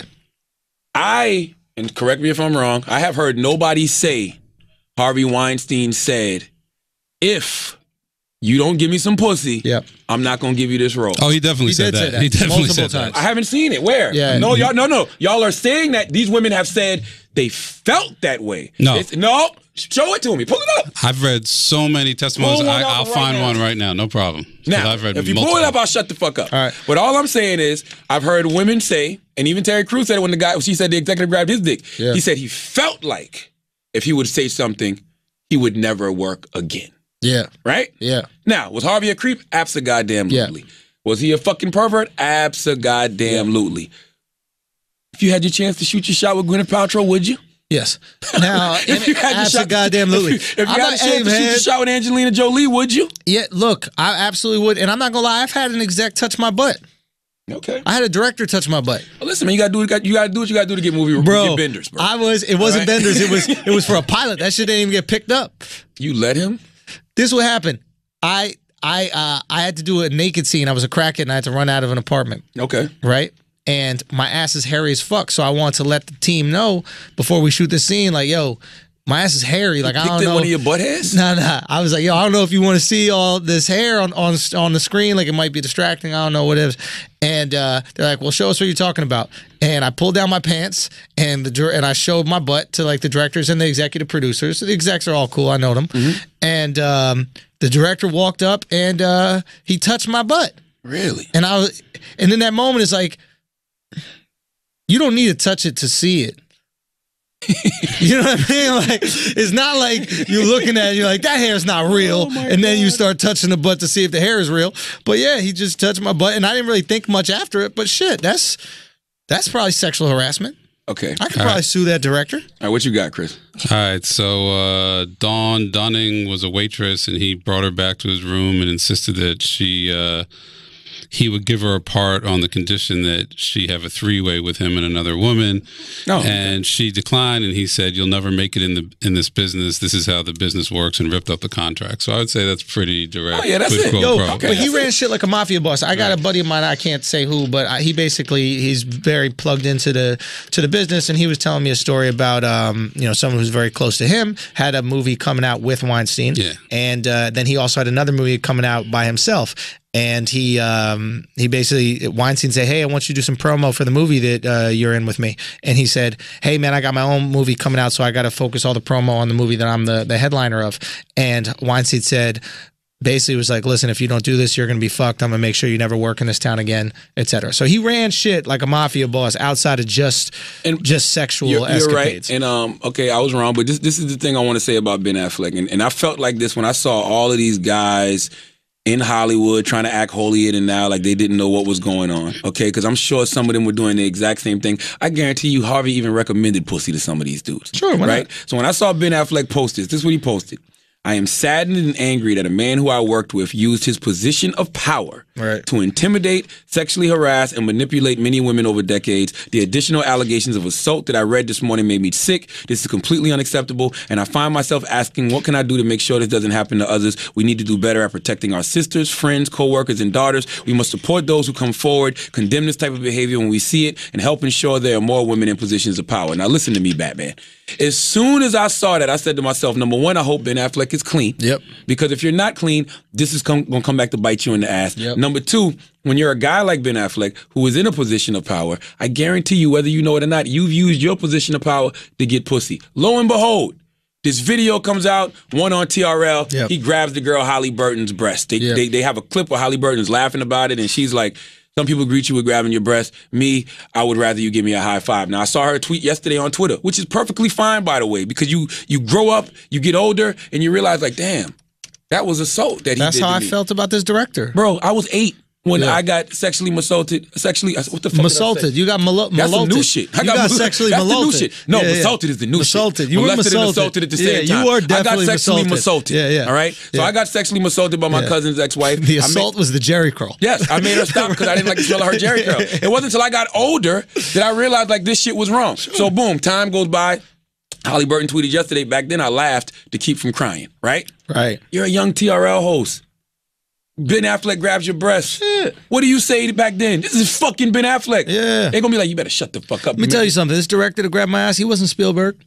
You know what I mean? It's a no-name director grab my ass. I wanted that. Nah, it wasn't an MTV2, son. This is for scripted. Okay. So but I hear you. Yeah, there's gonna be. And then it's the other girl. The other girl, they said she's kinky, whatever. But he got her sitting on her lap. Yep. He's like, yo, let me see your titties. Yo, you usually show more cleavage. Yada yada yada. He's just talking nasty, freaky shit. I'm like, bro, where's all that energy? Where's all that energy from this goddamn Facebook post? And the shit that pissed me off about that is Ben know he used to do shit like that. Yeah. So why would you jump out there and try to act all holier than now? Now, you can do that if you've grown, if you've evolved, and if you've told everybody about your bullshit. Right. If you have lived your truth. Yeah. And you told people like, look, man, this used to be the Hollywood way. I was just like Harvey at one point, but I learned and I grew from my mistakes. You know what I'm saying? Yeah. Cool. But just don't jump out there all holier than now like, I'm Batman.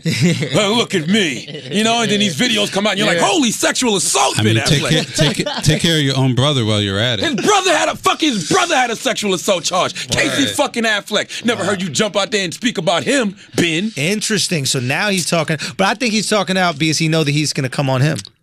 He put it on him. No, but I think he knew that he had done a lot of business probably with the Weinstein. When he was groping that girl, he was promoting Jersey Girl. No, Jersey Girls. That's right, Jersey Girls. That was a Miramax film. Listen, man, I know people who worked at Miramax. All this stuff that they're saying now, we're shocked, we're sad, and this has been the biggest fucking open secret. They had It's not an open secret, Chris. Well, it's the Hollywood fucking right, way. but what I'm saying, the term casting couch comes from. But they had shout out to Rick. They had lawyers at Miramax. His whole job was just to handle the Harvey Weinstein sexual assaults. It was just business as usual. So here's all right. So let's go forward with how we work on it, because I feel like when you create sexual harassment legislation based on a random creep like this, it's the same as when you create gun legislation based on a mass shooting. It's like, it's not going to get to the core issue that affects the majority of people. Majority of people aren't killed by automatic assault weapons. They're killed by handguns, right? And the majority of people that are sexually harassed are not sexually harassed by some fucking studio exec. No, but women are sexually harassed in every single workplace. Yeah, but I didn't say that. I didn't say that. But then what's the difference whether he's powerful or not? We're talking about apples and oranges right now. So what I'm trying to say... No, it's apples and apples. No. Well, what am I saying then? What you're saying is, hey, this was an extremely powerful guy. This was an extremely rich guy with access to all these beautiful women. It doesn't matter. You can be working at the DMV. I agree. If you're a woman, you're going to get fucking harassed by a dude. If you work in a restaurant, you're going to get harassed. What I'm saying is that this person was specific in his creepiness. This is a scumbag and this is a creep. Now, there are other people who are also scumbags and creeps, but there are people, 80% of people meet at their job. 80% of married couples meet at their job. So clearly, there are people that have been met consensually at their job. And if 80% of people meet. Yeah, but that's very rare. But listen, it's very rare. Like, you know, it's this between me. So there's a difference between meeting at your job and, you know, your boss calling you over and he's in a goddamn robe with a hard dick telling you give him a massage. No, you know what I'm saying? So all I'm saying is this, what we have to do, I think the best scenario with this is people aren't going to stop fucking the people that they work with. You spend 40, 50 hours a week. The issue for me, this is what's going to happen. This is what's going to happen. We're going to create a legislation that says if somebody's in a power position over you at your work, you're not allowed to fuck them. And you know who that affects the most? Interns. Women. For real? Nah, for real though. Think about it. Women only want to fuck the guy who's more powerful. Women aren't looking. Listen. No. Stop. Let me get the point out before you interrupt, Chris. That's where I get frustrated. Let's go. Let me get the point out. Let's go. Women only want to fuck the guy that's more powerful. The only woman that's trying to fuck a guy who's less powerful is Oprah, because she can't find a guy more powerful. Every other woman is Mariah Carey, most powerful motherfucker, got to go to Dubai to get dudes because she's so powerful. Real talk. So women are trying to fuck. No woman is going, yo, you see that guy over there? Yeah, he's hot. Who? The guy sweeping. Trust me, this goes both ways. It is women in positions of power who will fuck the guy sweeping because they may be married to a guy that's treating them fucked up. Yeah, but that guy that they're married to is what? More powerful. Not really. Women fuck yeah, guys. maybe. Absolutely. Listen, I've heard. Listen, I'm not gonna say no names, but I've heard stories of record executives married to super hot models, and then you'll hear like this super hot model is fucking Black Rob. You're like, why the fuck would he be fucking Black Rob? Because that shit is. He's gonna keep quiet. He's gonna shut the fuck up. That's the best thing to do. Because if I'm this person, the logical thing in my mind is that she'd be trying to fuck another executive, right? Right. You ain't even looking at Black Rob. Yeah. You ain't looking at the guy sweeping the motherfucking floor. Yeah. So you gonna go give him some pussy? You gonna do that? I've heard these stories, man. It works both ways. Take this money. Hey, man. Ain't no way you can could have take released this that from lube. me. And by the way, you got a lot of. Listen, it's people out here. Nobody should be put in a position where they. I'm not saying that women aren't capable of having sex with guys that make less money than them. I'm saying the history of the world shows us that there is a natural attraction to men of power. Is it a natural attraction or is it a natural intimidation? Because think about it. No, I think it's a natural attraction because of the opportunity cost of sex is high for women. Women know if they have sex, they're going to have a kid, and they need someone who's able to provide for that kid. And a guy who has money and power and influence has the ability to take care of that woman for 9 months while she's pregnant, and for the couple years that she can't really work after that. And I think our body is hardwired to be attracted to somebody who can provide security to her. I think some of these women and these men are put in positions where they feel like they just have to do something strange for a little change. Like it's not even that serious. Like they're in these positions and these guys are in positions of power. They get hit on and they don't know how to tell them no. Right. And that's where the intimidation comes into play. That's why when you see a guy like Ben Affleck and he's grabbing all over the girls in the videos and all of this stuff like that, the girl can't tell him no. Right. The reason the girl can't tell him no because she's like, oh my God, this is Ben Affleck. She's thinking about, oh, this is her job. She don't want to upset the people she worked for. She don't want Ben Affleck to say I'm never coming back to the show again. Like it's a bunch of other variables that go in other than, I may be attracted to this guy in position of power. That position of power with that intimidation leads people to do things they don't want to do. And it's also, and this is the other problem is guys aren't upfront with what their intentions are, which is to have sex, right? Because you know it. So many dudes will use the pretense of, I really like that idea you had, or I love that proposal you made. Like, and you're a woman and you have a career and you're trying to rise and advance, and someone in a position of authority maybe is telling you that they see something special in you. Just coming out instead of just coming. Of course you're going to take the meeting. Of course you're going to go to the room. And they lead you on. These dudes lead you on and lead you on, and then it's you. And then you're trapped. You know, you're forced to make this very tough decision. So I just think Ben Affleck is full of shit. Because, he's full of shit. All of them are full of shit. And that's the thing. They've been watching Harvey do this for the past 30 fucking years. Don't try to act like y'all just are realizing this shit now. No, it's been going on in Bill O'Reilly been doing it. They all been doing it. Listen, you use what you can to get what you want. In these people in positions of power, I think Harvey's a creep. But I think there are guys who are in positions of power who are not creeps, and they truly would like to have sex with girls, and they use their power to do it. I don't even think Harvey thought he was doing anything wrong. I just thought Harvey thought because he was Harvey Weinstein, that he could and do he's this rich shit. and he's powerful and he's entitled and he feels like I'm doing something for you. Yeah. This is what I want done to me. Yeah. Now listen, he just shot his shot. Well, no, but here's the thing. No, they're shooting your shot. No, it's different. Here's the thing. Yeah. Here's the thing. You can shoot your shot, you can't shoot it twice. And I think that's how we got to move forward, right? If you're an executive and you think a girl's beautiful, you can say, hey, I think you're beautiful. I'd like to take you out on a date. And if she goes, no, thank you, you have to go. That's totally fine. You can continue auditioning, etc. You got to suppress your ego and can't let that get in the way of these fragile, how you treat her. ego, pussy-ass dudes. They get a little rejection. They freak out. Well, fuck this bitch then. You're not going to work in Hollywood. You pussy. Stop it. If you're a man who's secure, you ask a girl politely on a date. If she says no, you keep it moving. Thank you. I still think you're beautiful. If you change your mind in the future, let me know. You have to be able to. You can't stop them from asking, though. We can't ask people not to ask. And I just want to know why, and I'm not even going to say now why. It just bugs me out that all of a sudden everybody's coming at Harvey. Like, y'all been watching this for the past 30 years. Why? When it benefited people, they had no problem with it. You know now that it doesn't benefit anybody. It's the biggest hypocrisy. You know, also a lot of these women are hypocrites because it's like, we need to protect women. Well, bitch, if you knew he was out there raping women for 30 years, maybe you should have said something so you could protect all the other women that he was sexually assaulted. But don't come with this energy now. But you know what they'll say to you, Andrew? They'll be like, we wanted to, but then guys like Andrew Schultz would call me a bitch. Right. Okay? Well, you a bitch. Right? I'm sure they if you wanted know that to. listen, if I know there's a dude out there raping or there's a dude out there sexually assaulting women, allegedly, guess who's going to tell? Andrew Schultz. I agree with you. And no, we me. all know If people I know- like Harvey Who? Weinstein. Who? To a degree. But you didn't tell on the director that touched your butt. I told on him to me. You didn't I tell him. snitched to myself. You won't say his name right now. Honestly, I don't remember his name. I remember his touch. Why wouldn't you tell on him then? Honestly, I didn't think it was anything wrong until I was told there was something wrong with it. I didn't know. That's just the way it goes in Hollywood. You want to be welcome to Hollywood, Andrew. Yeah, I want to be welcome. I want to be one of the crew. I think Harvey Weinstein's a creep.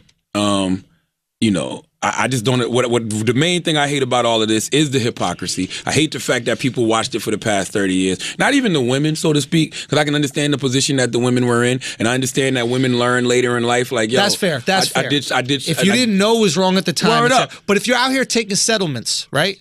Like there are certain ones that took settlements, got $100K to not talk about it They anymore. probably did non-disclosures and all that. Yeah, exactly. So you really getting $100K so that this guy could keep sexually assaulting women. That's really what's getting paid, yo. By the way, you're getting paid to allow him to keep sexually assaulting women. I've had that happen to me. I've had women put me in compromising positions and tell me if you don't do X, Y, and Z, then this won't get done. What happened? You know what I'm saying? I fucked them, but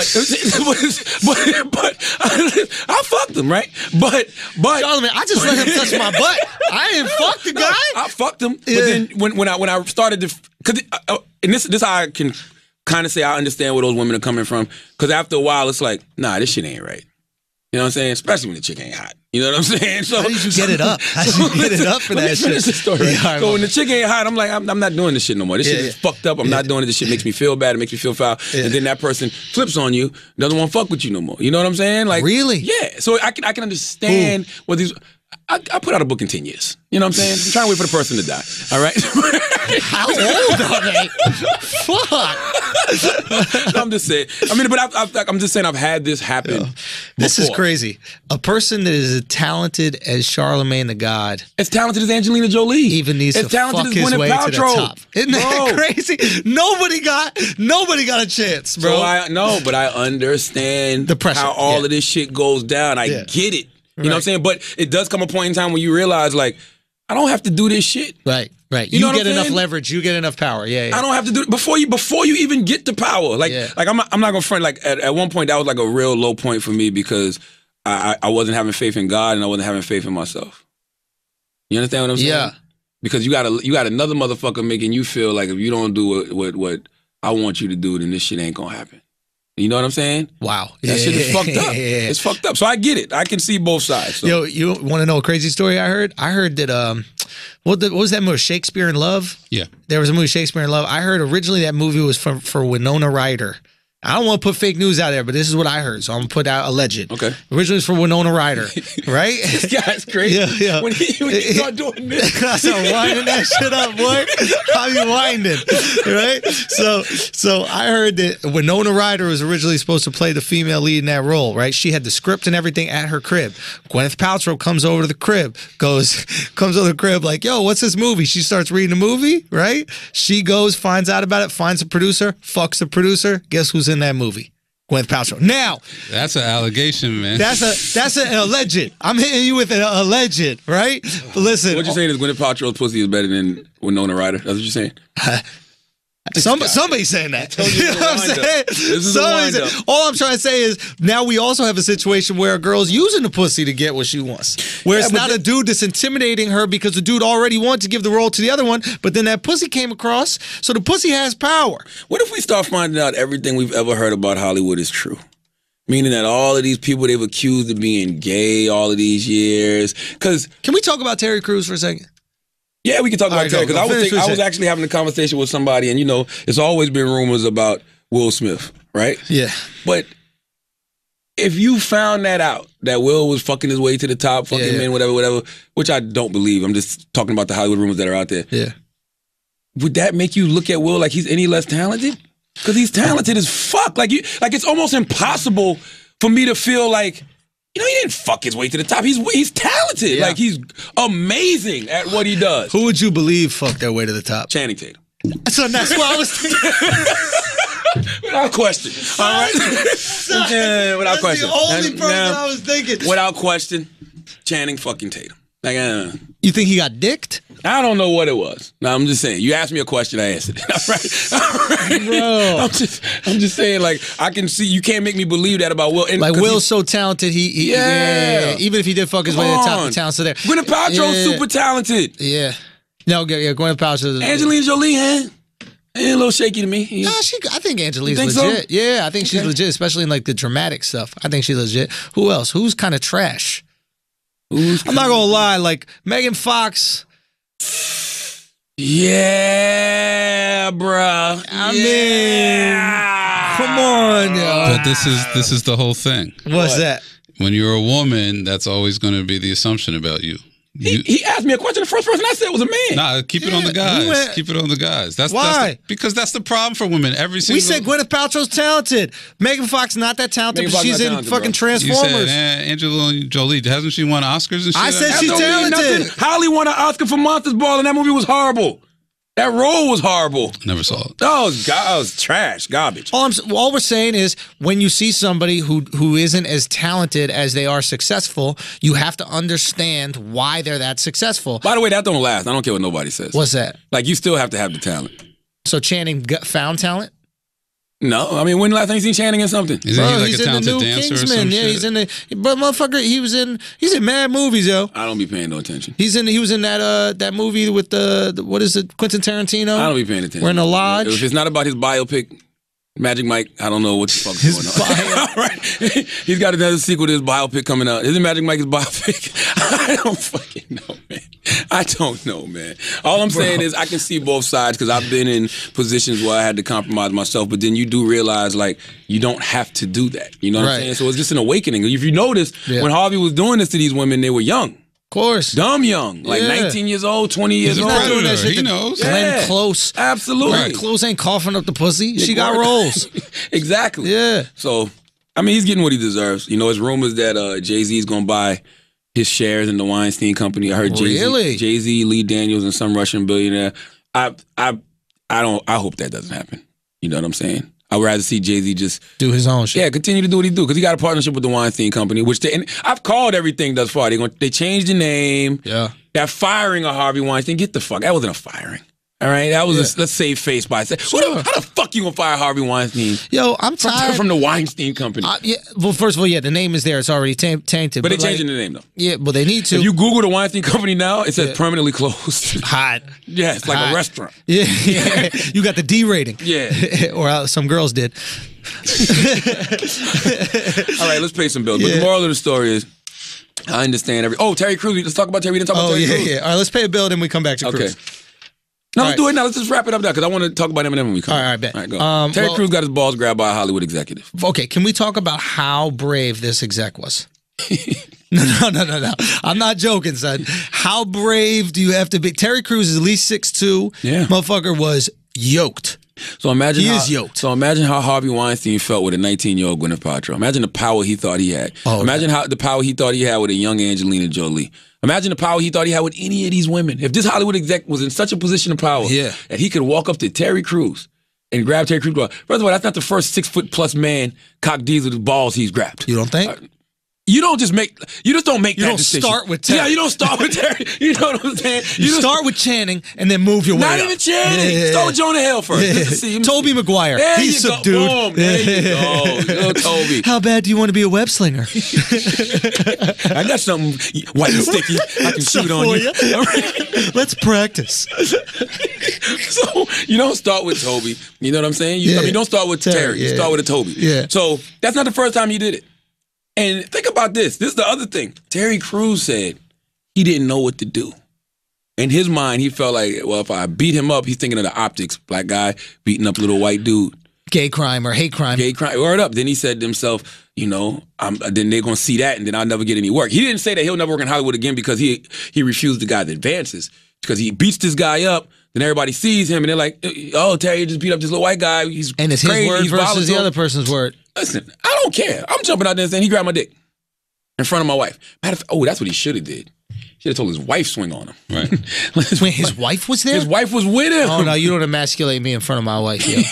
No. He should have told his wife First swing of all, on him. I own my wife. You're not gonna emasculate me in front of my wife, okay? Listen, you're not gonna masturbate me in front of masturbate me. You're not gonna masturbate me in front of my wife. I mean, you could if your wife's into that kind of stuff. Now that'll get you a roll. All right, yo, but for real, that's some high level power move right there. Like to grab a guy's dick in front of his wife, you are belittling a dude in front of. How you respect him? How you respect your wife after a dude grabs his dick? I don't even know if he was disrespecting Terry. Once again, that's the Hollywood fucking way. They think that shit is okay. You gotta check him, yo. I'm with you. If a dude grabs your dick, can you beat the shit out of him? Slap the shit out of him. Bow. Why you slap me? Because he grabbed my dick, and you say it loud for everybody to hear. And everybody in the room's gonna be like, well, yeah, that does sound like you. Yeah. You do go around grabbing dicks. You like, dick stop grab. that, okay? Yeah. Well, what about Terry? Oh, we're gonna blackball him. Don't worry about it. Blackballs. You know what I'm saying? Like, technically, you just ball him. Yeah. So listen, it's a tough situation for everybody, man. I get it, because you want to have integrity. You want to have integrity and say, don't disrespect me like this, but you are thinking about your livelihood. You know what I mean? But I personally would want to have integrity more so, because I personally feel like I'm gonna be fine, and that's when we put too much faith in man and not enough faith in God. That's how I feel. You don't put enough faith in yourself. Because I don't feel like anybody can blackball you, yo. Unless you absolutely, positively do something that's... Like, Bill Cosby deserves to be blackballed. You know what I'm saying? Harvey Weinstein deserves to be blackballed. Like, people like that deserve to be blackballed. You don't deserve to be blackballed because somebody walked up to you, grabbed your dick, and you slapped the shit out of them. That's a risk this motherfucker was taking. You know what I'm saying? Know whose balls to grab. All right? Like, send a sexy decoy. The 49th power. The 49th power. Know whose balls to grab, all right? What would you do? Someone grabs your balls in front of your wife. Gay exec. Straight exec, it could be like white boy fun. I don't worry about that. Gay exec. My wife gonna slap the shit out of him. Really? I know that for a fact. My wife, first of all, my wife gonna look at me. First of all, I have to look distraught. So she don't think this is how we got this nice house. All right, that's number one. All right.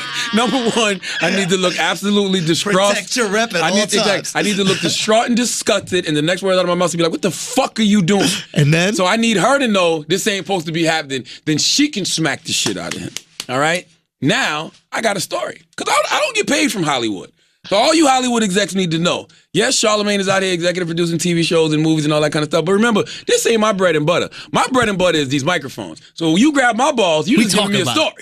All right? You giving me content. Please remember that at all times and move accordingly. All right? Listen, the same way we know it's not the 90s no more, Lisa Bloom said some real shit about Harvey Weinstein. She said he's an old dinosaur who hasn't learned new ways.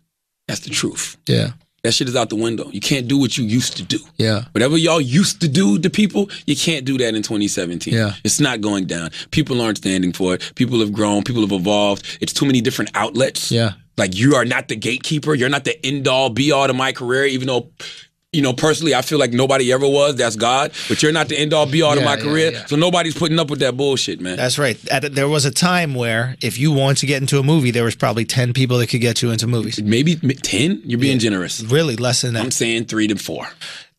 And now, it's like, I'll put a fucking movie up on YouTube. That's it. So watch what the fuck you say to me. Watch how you move around me. Wow. Simple as that. Simple as that.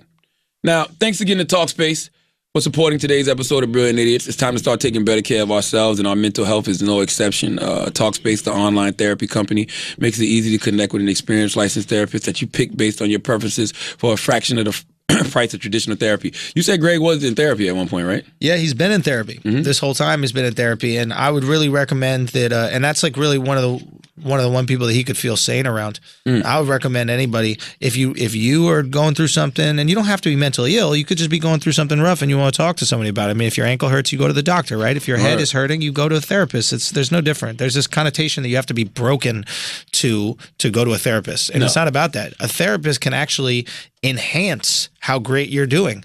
I know a lot of people that go to therapy who are doing great in their lives, and their therapist helps them isolate things that they could do better in. So it's just improvement. It's self-improvement. It's no different than like life coaching or self-help. If I call Talkspace, I mean, if I don't want to just talk to somebody over the phone, can they recommend somebody for me to go see? I wonder. I don't know. I'm interested. I wouldn't be surprised if maybe you could do it through Talkspace and then eventually go see them in their practice. If you're doing somebody in your neighborhood, They're all licensed practicing. All therapists. these people that are on Talkspace also have a physical practice. Yeah. Okay. Right. So There's a guy in New York who actually was at the Friend Zone Live show and did a segment at the Friend Zone Live show. Really? Yeah, and he's based around here. I'm about to start going to therapy. I just feel like it's mental health. I go every week. Exercise it, baby. It's honestly, it's great, and sometimes it's just nice to talk to somebody that you feel has zero judgment, wants nothing from you, and you can honestly share your opinions about what's going on with that you respect intellectually. Yeah, because every conversation you have. I mean, a lot of people that you're friends with are in the business as well. Yeah. So, like, every opinion you have, they're also thinking business moves. They're thinking these things. It's nice to just talk to someone where you're like, you know what? Fuck the business. Fuck these people. Their ideas suck. I have a friend who's currently in the business, and they smoking, and they told me that I'm the only person who calls them nowadays just to see how they're doing. Dude. Like, straight up. They said I'm the only person who just doesn't ask them for anything, just wants to see how they're doing. Dude, it is one of the things that is most important to me in my friendships that I have, and it's almost to a fault of mine, but I do not like asking my friends for things. Even for you, I don't ask you for anything. There are a lot of people who I'm sure ask you for things, but I value our friendship, and I value that relationship we have more, and I never want anything misconstrued in terms of wanting something or wanting something to do with it. And there are certain people that just cross that line all the time. And I cannot tell you how valuable it is to have like Akash, you guys that I could truly just talk to about the business and not feel like there's a position being made or a move being done or anything like that. It is it's a shitty part of being in a competitive business with people. Well, if you don't have anybody you can talk to like that, you can use Talkspace. Yeah. Like we said, their therapists are fully licensed. They have at least a master's degree, and they go through a rigorous screening process in addition to over 3,000 hours of supervised professional training. To match with your perfect therapist, go to Talkspace.com/idiots. And as a special offer for our listeners, you can use coupon code IDIOTS to get $30 off your first month and show your support for this show. That's code IDIOTS, IDIOTS, and Talkspace.com/idiots. Talkspace, therapy for how we live today. I'm going to be honest with you. Yeah. We should have changed the code. Too. I mean, if you got people that are mentally ill and they need somebody to talk to, the code shouldn't be idiots. Like, I got brilliant. Could be a little better with this. What the fuck, man? We'll talk to Jesus Talkspace. Christ. What the fuck is wrong with us, man? Like, you got it's a mentally ill person out there. And they got to type in idiot as a... They're already seeking help. It's like we're rubbing salt in the wounds. Yeah. All right. Well, we'll figure it out for next week, but it's going to be idiots. And make sure you just, honestly, just go talk to somebody. I promise you this shit is just great. It's a massage for your brain, man. You need that. Yeah. Now, I want to end the show. Tell me about the Eminem. Talking about Eminem. What do you think? Eminem at the BET Hip Hop Awards. All right. Okay.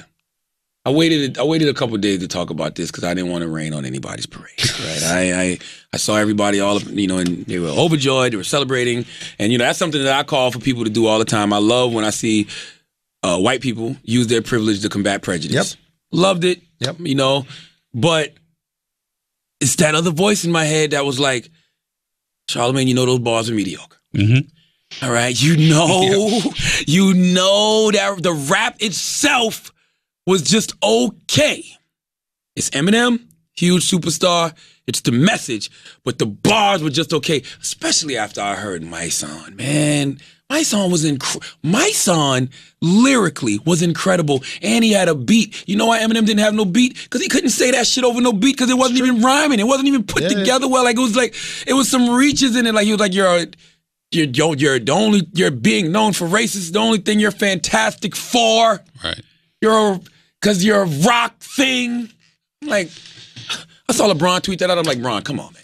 I actually thought that was hot. I don't know. I don't know. Listen, the flow was off. The flow was off. Like, if nothing else, I'm not knocking M. I am glad he used that platform. I'm glad he used his privilege to combat prejudice. Yeah. It's just from an artist standpoint. I've heard you spit much better bars. And my son's socially conscious bars were light years ahead of what Eminem was spitting. And that is a prime example of when you're a celebrity. Yeah. Like when your celebrity is bigger, it trumps every fucking thing. Two things. Mm-hmm. It's celebrity, but also it's saying what people want to hear. So No, it's not. I had this. No, it's not, Well, Schultz. saying what people. YG and Nipsey Hussle had a song called "Fuck Donald and people Trump." loved it. And Not people like they still- love this Eminem shit. Of course, people talk about the fuck Donald Trump all the time. I think people wanted. Okay, what I related to, because I had a very similar reaction to you when Michael Che was on SNL and he called Trump a cracker and called Trump a bitch, right, for his Puerto Rico response. I know Mike.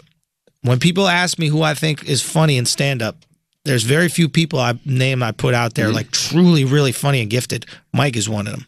This kid is a brilliant comic, man. He's said way funnier jokes, way funnier sketches that he's written for SNL. His stand-up, brilliant shit. That is the easiest fucking thing to say, and that resonated on Twitter, resonated on Instagram. He was a fucking social media hero. He was, but He didn't get a tweet from Trump. he didn't He get got it. a black man calling Trump a cracker on SNL. He didn't get it. He didn't get the Trump. He didn't get the Trump. Should have got a treatment. little more heat. He didn't, but it was just an interesting example of when you feed the masses what they want, they don't care about the creativity behind it. It's about who it's from too, though. I said that's a part of it. Chris Rock calls Donald Trump a cracker on SNL. Sure, Rock is a bigger Big, person. exactly. Chappelle does it huge. Sure. But in this situation, I'm trying, and again, there's context and nuance to everything. I'm not saying it's only one thing, but when you say what people want to hear, they'll bring it to the top. So Eminem, his verse might not have been as lyrically as good as my songs or other people's there, but the message was what people want to hear. They wanted to hear a white guy say His fuck Donald whiteness, Trump. the whiteness in the message. Yeah, they wanted to hear that fuck Donald Trump shit. Now, my feeling is, and I've said this before, it's like these people who love Donald Trump, no matter what he does, they just love him. I have a dad. His name is Larry Schultz, and I love Larry Schultz no matter what. That's someone who I love no matter what. He could do some fucked up shit, but I love him. Everybody else I interact with, I judge based on their action. They do a bad action, I criticize. They do a good action, I criticize. And I think we're dangerous. It's a dangerous world to step into, or dangerous waters to step into, where we stop judging people by their actions and just judge them by their name. I still want people to be politically conscious enough to look at a situation and say, that is fucked up because of this reason, not because he has orange skin. You see what I'm saying? Do you understand what I'm saying? Theoretically, you're right, but Yeah. Trump actually Yeah. is that bad. Exactly. And you can't get away from that. You're right, Every like- single yeah. thing he's done is Yeah. bad. And- Everything he's going to do is bad. Ev- It seems like an oversimplification, but it's not. It is. You're right with everything except for Trump. Theoretically, yes. Yes, Trump is And that's that fair. bad. Yeah. That's fair. There's just certain things that I'm not as triggered by as other people. If he wants to build a wall, look, I believe in borders. My only issue with the wall is efficiency. If it doesn't efficiently stop, if it costs this amount of money and it doesn't efficiently stop illegal immigration, then it's useless. But in terms of building a wall, if you believe in a border between countries and people shouldn't be able to travel between that border, what difference does it matter if there's a wall or not? It's completely arbitrary. No, but guess what? And there's nothing wrong with your point, and there's nothing wrong with your POV, but then you got to look at somebody else who's being kept out because of that wall. Well, yeah, they're supposed to. They're not from the country. No, but everybody who's coming from Mexico isn't what he said, which is a I don't rapist, care if you're a drug dealer. I don't care if you're a rapist, a drug dealer, or you're a saint. But it's the way he positioned it. Hillary was for border control. Of course, she said she wanted a wall. But Hillary didn't call people rapists. You're right. And drug dealers. No. I She guess didn't generalize all Mexicans. I get exactly, and I understand, and I completely agree with that sentiment, which is you can't say that about people. All I'm saying is when people act like building the wall is the issue, that's not the issue. The issue is generalizing all Mexicans as rapists and murderers. And that's why even when he tries to explain it, he was like, Hillary wanted border control too. Yes, but you fucking idiot. She didn't call Exactly. all Mexicans Exactly. rapists and immigrants. Exactly. She didn't say let's ban Yeah. all Muslims Sure. But you- until we figure out this shit. But you understand the nuance of it, right? Like you understand the context of it. You're like, hey, the real issue here is the rapist murder thing, not this arbitrary wall. You know what I'm saying? And what I want is people to be as politically conscious about these decisions where they start going, all right, wall, no wall, I don't want it because I think it's inefficient, it's a waste of money. Boom, that's the issue. What's really wrong is rapist murder. The travel ban. America has always been this place where we accepted everybody. And it is breaking a code of America to not be accepting these people who need us. That argument I like. But just going, we shouldn't have travel ban because you hate Muslims. Give me more. Trump Understand Trump these makes things. it bad for himself when he says all Muslims should be banned and he's removing people that have been here their whole life. Right. Trump makes it bad for himself. That's why the one thing I like what Eminem said in his speech was, And this was the most brilliant part when he said, and to all of my fans, Yep. I'm drawing a line in the sand. Because the truth of the matter is Trump has, and this is what bugs me out about Trump supporters now. Trump is showing us who he is. Yeah. We should believe him. He has no redeeming qualities. None. It's good. It's good. He has no redeeming qualities. So if you're still defending him, if you're still on his side, you're way better than me. Because I can't deal with that kind of nuance. Like, I'm gonna be honest with you. Like, there's nothing good he could do now that'll make me be like, oh, okay, he's okay. You're complicit if you're still down with it. He could build rec centers in every hood in America right now, and I'll be like, I don't give a fuck. He's bad for the country. Yeah, Like, I don't he think could personally give me $100 million. Yeah. And I'll be like, thank you. Right? But you're still a fucked up person, and I'm not going to be on your side. Sure. You're still in it, and I'm gonna tell everybody he gave me $100 million, by the way, and I took it because I would be a fool not to. Sure. Now Yeah, Now I can help my community. Sure. You know what I'm saying? Sure. More. So that was the most brilliant thing that M said in that whole thing. But if he did build those centers, you would agree that was a good thing to do. It would be a speck of sand compared to the I'm not damage. guys. I'm not again because remember, I'm not making character judgments on a human. Yeah. I'm judging these people because Trump's going to be out of there in either 3 more years or 5 more years or whatever, however many. I can't do math right now. 6 and 2. Whatever, like you know what I mean. He's going to be out of there in one of those 2, right? And then we're going to have another person that we have to decide how we feel about that person's actions. I personally love Barack. He's somebody I would like to hang out with. He seems like a cool guy, but I still have to judge action by action. I have to judge the action of this intervention. Do I agree with that or do I disagree with that? I agree with you, but I think the problem with Trump is a bad person who may do good things. Barack Obama is a good person who may have done some bad things. Sure. So the totality of what Trump is bad. The totality of what Barack is and good. again, I wouldn't disagree with that at all. Mm-hmm. I think I would agree with that statement. Absolutely. And just because somebody does something good for you doesn't mean they're good for you. Sure. So if Trump builds rec centers across the hood, that was a good thing he did for us, but he's still not good for the overall world. And at this point. again, if you're weighing all these things to judge his character, I completely agree with you. Me, I'm not. I'm going centers in impoverished neighborhoods. Would that help give kids a place to go that aren't in the streets? I like that decision. Good decision. I'm not going, you're a good man now. It's absolved all the horrible things that you fucking said and the divisiveness that you put in the country. But I can compartmentalize how I feel about a person and how I feel about a political action. Yeah. And I will continue to do that as long as he's there or any other president is there, because that's what somebody who is intellectually honest does about a decision. Do I think that this person, and I said in the beginning of the podcast, do I think this person is doing good with the presidency? No, absolutely not. I think he's Trump is dividing just trash as a human being. Yeah. Trump, I'm just talking like as a politician, as a human, as a man. Yeah. I just think he's trash. Like, he's just not a person of good character. Yeah. I think that he's done everything to showcase that. Without question. Yeah. So here's the question, though. In theory, I agree with what you're saying. You judge each action on its own. For politicians, for men in general. You try to compartmentalize. Because I'm not hanging with these guys. I'm not drinking beers with these guys. But the problem is, to me, Trump is not even a once in a generation. It's a once in every 200 years level terrible person in power. It's not the George problem. Bush. You can't look at a Mussolini or a Mao or a Hitler and say, okay, year one he did this. At some point, it reaches a tipping point, and you have to stop them. And Trump's already done enough that we're at the tipping point where it can't be like, let's try to judge everything on its own value and merit, case by case. But we got to get this guy out of here before it's too late. What was the tipping point for you? I mean, the tipping point for me was before he even got elected. I knew who he was, personally and politically. I knew who he was. But like politically, for people who didn't have that personal relationship like you, what do you think was the tipping point for this guy is a Mussolini, this guy is a Hitler, this guy is these? I mean, I think what he's doing with the press is absolutely on that level. I mean, I think that, by the way, that's you. For some people, the Muslim ban was the tipping point. Some people, the Muslim ban was the tipping point. The wall was pulling the out of Paris Accord would be the tipping point for some people. Right. Healthcare should have been a tipping point for literally every single person in this fucking country.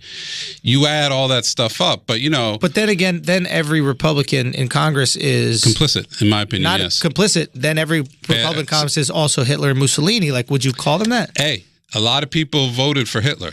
A lot of people voted for Mussolini, and it's a hard thing to say about our country. Do you see what I'm saying, But bro? it has to be said. But do you see what I'm saying? Where it's like it's a slippery slope when you start calling everybody Hitler and calling everybody Mussolini. All of a sudden, it becomes very desensitized. I'm gonna tell you why it's not a slippery slope. It's not a slippery slope because there's one easy thing all of these people can do to separate themselves: speak out against it. And you're not speaking out against it. That's why Eminem made everybody go yes, because it's this white privileged guy who don't even have to be concerned about this shit speaking out about it, and everybody's on his dick for it. Is it fair? Which also bothers me a little bit. I know, right? Is it okay? Keith Olbermann played himself. Guys like that played themselves. God. That was the stupidest tweet, and I'm like, everybody's he played retweeting himself this shit. forever, man. I'm like, what?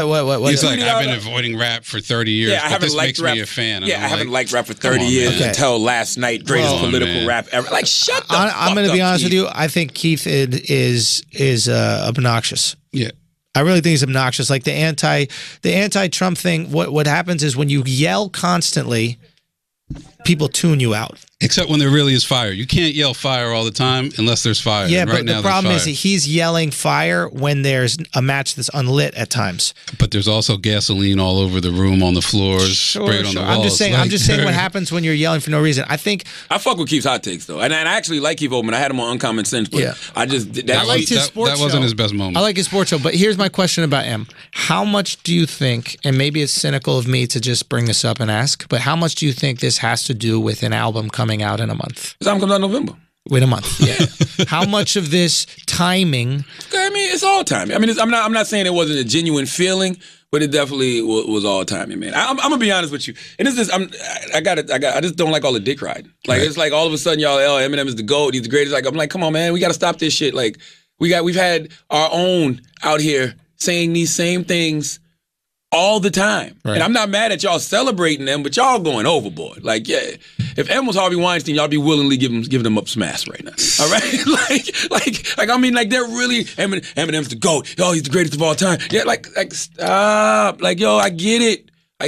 Well, maybe I get it. Maybe it's to what we were saying about Olbermann. It's like maybe everybody's been doing so much yelling, and all of a sudden the person who hasn't said anything, his voice is the loudest, even when he whispers. It's like that scene in every scary movie with the kid who doesn't talk at all, and then all of a sudden he finally says something. He goes, "It's over there," and that's the loudest line in the movie. Great point. No, that's a great point. Like that's because it gives your words more currency. I'm not going to lie. Words more value. When I'm critical of Trump, people listen more because there are times that I'm not critical of him. Yeah. So they start going, "Oh shit, Schultz."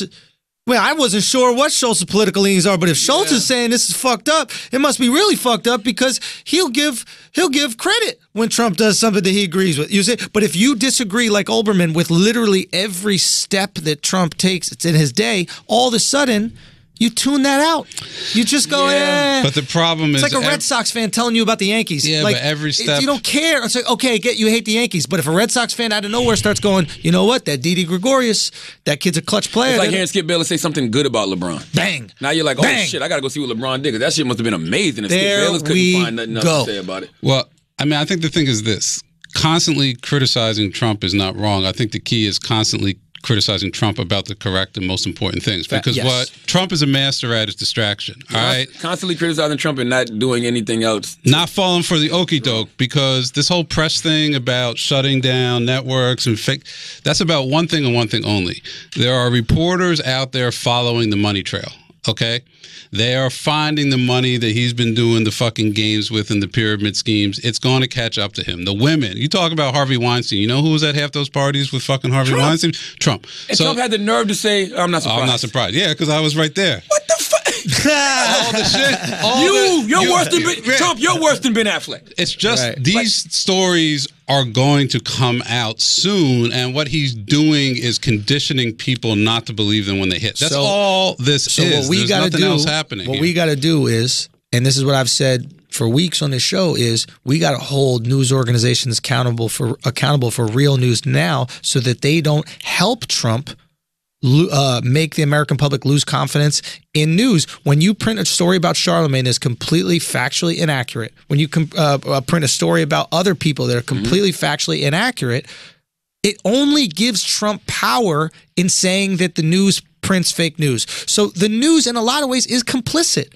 with this. They're helping Trump remove the confidence in journalism. So we got to hold journalists accountable. We got to say, hey, there's going to be a time where these news reports come out and show that Trump has been involved in Ponzi schemes and maybe sex, whatever. If that is the case, we need to be ready. And journalists, you need to be on point. Because we need you to break the stories. I agree, and you also desensitize the public to that shit too. Because the public don't know what to believe. I don't know what to believe. No, I'm gonna be honest with you. I'm like, that's why I don't be on this social media shit like this. If you don't send me a story, I don't see it on the news. I'm not even paying that shit. And even then, I gotta check 3 different other news fucking sources. 3 different outlets. Listen, the final thing I want to say about the Eminem situation is this, because this is what I think is really bothering me about it. How he looked? It ain't the fact that everybody's celebrating it, because I'm the guy that constantly says white people use your privilege. Use your privilege to combat prejudice. I'm all for that. I saw Irv Gotti tweet out Eminem's verse is life changing. It'll change the world. And then I'm looking at Keith Olbermann's tweet and saying he hasn't listened to rap in 30 years until last night, greatest political rap of all time. I'm like, bro, Columbus Day was just Monday. Weren't we just upset because a white man got credit for finding something that was already here? Right. All right. Like, can we just be cautious? Yes, thank you, Em. You're part of the movement. Don't make him the face of the movement. Don't lift him up like this is the guy that's going to save us all. Like, why do you think they did that? What do you think that was about?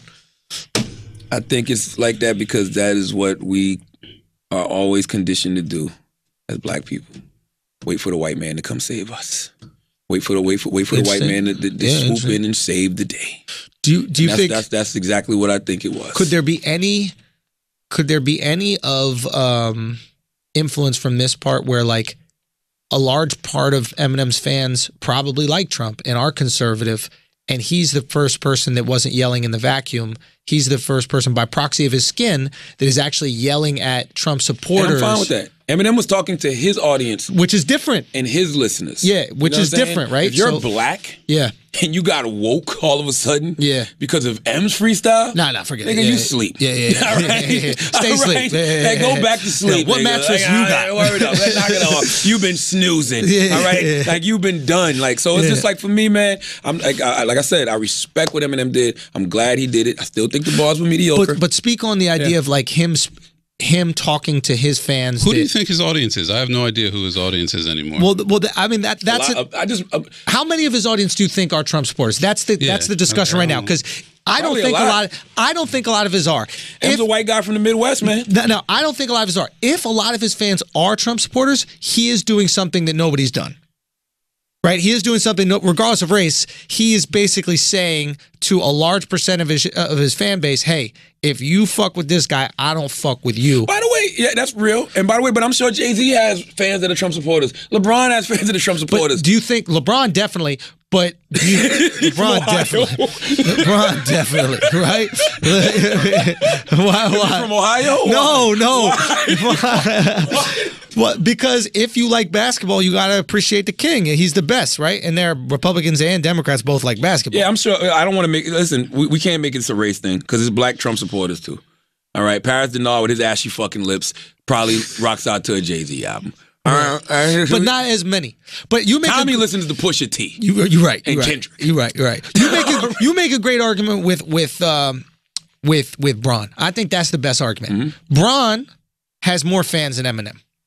Yeah, when's the last time Eminem had a big song, truthfully? Yeah, no, facts. 10 years? Why, and did Bron get applauded for his "You're a Bum" thing? No. I thought he did a little bit. He did. Oh, he did. They celebrated LeBron. LeBron did the video on Instagram and they went crazy. Still not like they did with not him. M. So you think maybe I should just stop worrying about? No, I am worried about who gets the credit. Maybe I don't. It shouldn't be about who gets the credit. Everybody should just be on one accord. No, I understand where you're coming from. But you see, you know what I'm saying? You're coming from a position which is we want people to be treated equally, and that means if you're standing up for something and you're black, you should get the same support and notoriety as this white guy that stands up for it. You're actually not being racial or racist. You're kind of being equal opportunity. Yeah, because guess what? Eminem, as a rich, white, privileged man saying fuck Donald Trump, it don't take as much balls to do that as it does for hood-ass YG repping a gang and hood-ass Nipsey Hussle repping a gang saying fuck Donald Trump. Those two could really get fucked up. Yeah, but those two aren't going to lose money potentially like M potentially could. I got it already. I understand, but you understand what I'm saying? Like, by telling his fan base to go fuck off. I don't think there's a fan base. I don't know M had his fuck you money a long time. Oh yeah, he been at it. Yeah, he been at it. Yeah. M had his fuck you money a long time I agree with you. I think the Bron situation is the most interesting. I think the Bron had the most to lose because that motherfucker is.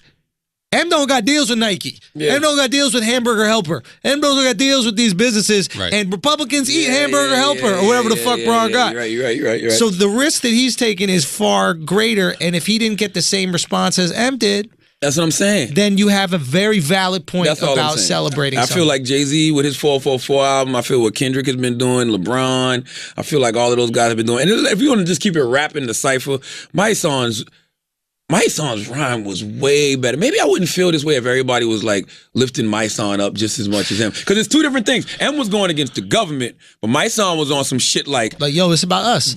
Yes, we got to do better. We got to do better as people. Yeah. We got to do better economically. Yeah. He was like, we got to stop black on black crime and get back to black unity. Yeah. I'm gonna show you how to restructure the black community. It was dope. It was we needed both. Yeah. We needed M coming at the government, but we needed my son bigging us up and telling us we need to empower ourselves. You know what I'm saying? Yeah. And the fact that I don't see mice being lifted like that, which I'm going to do, by the time y'all hear this, we're definitely having this on the Breakfast Club tomorrow. I just ain't been saying nothing all week because I didn't want to rain on y'all parade. You know what I'm saying? Plus, I didn't want to get in the way of white people fighting because I saw Kid Rock going at Eminem, and Eminem had all his fans confused. They was really going at each other. Like, I'm for that. Like, let the white people fight for a while. You know what I'm saying? We'll get to infighting tomorrow. Okay? We'll be infighting tomorrow, and after this podcast, because y'all going to be leaving comments on SoundCloud, fuck you, Charlamagne. Eminem's the greatest, yada, yada, yada. I ain't taking nothing away from him. I don't have a problem with him. Right. I'm just telling you how I felt about that situation.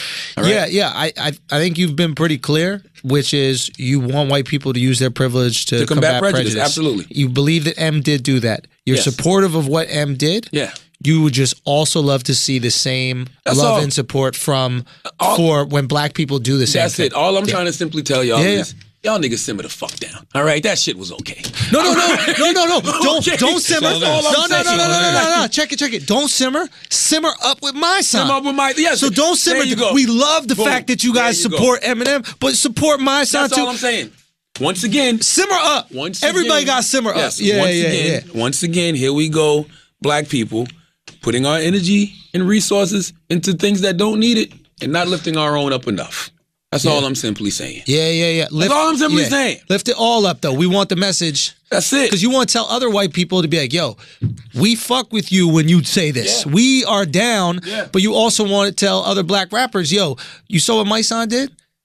Wiz, Wiz, give us a verse. Word up. Give us a verse, Wiz. I snapped. Like, that shit was incredible. But once again, round of applause to Eminem. I'm glad he used his privilege to combat prejudice. I'm just telling you how I felt, my whole totality about the situation. I had certain things I agreed with, certain things I didn't agree with, and I feel like we're not lifting my song up enough. But we definitely are going to have this due on the Breakfast Club on Friday morning. I want to play my song's verse and Eminem's verse. Yeah. And I just want to ask which one y'all think is better. And it's not even a competition thing. It's just a way of me using my platform to really highlight the motherfucking situation. Yo, you're saying both of these things are great. Are great.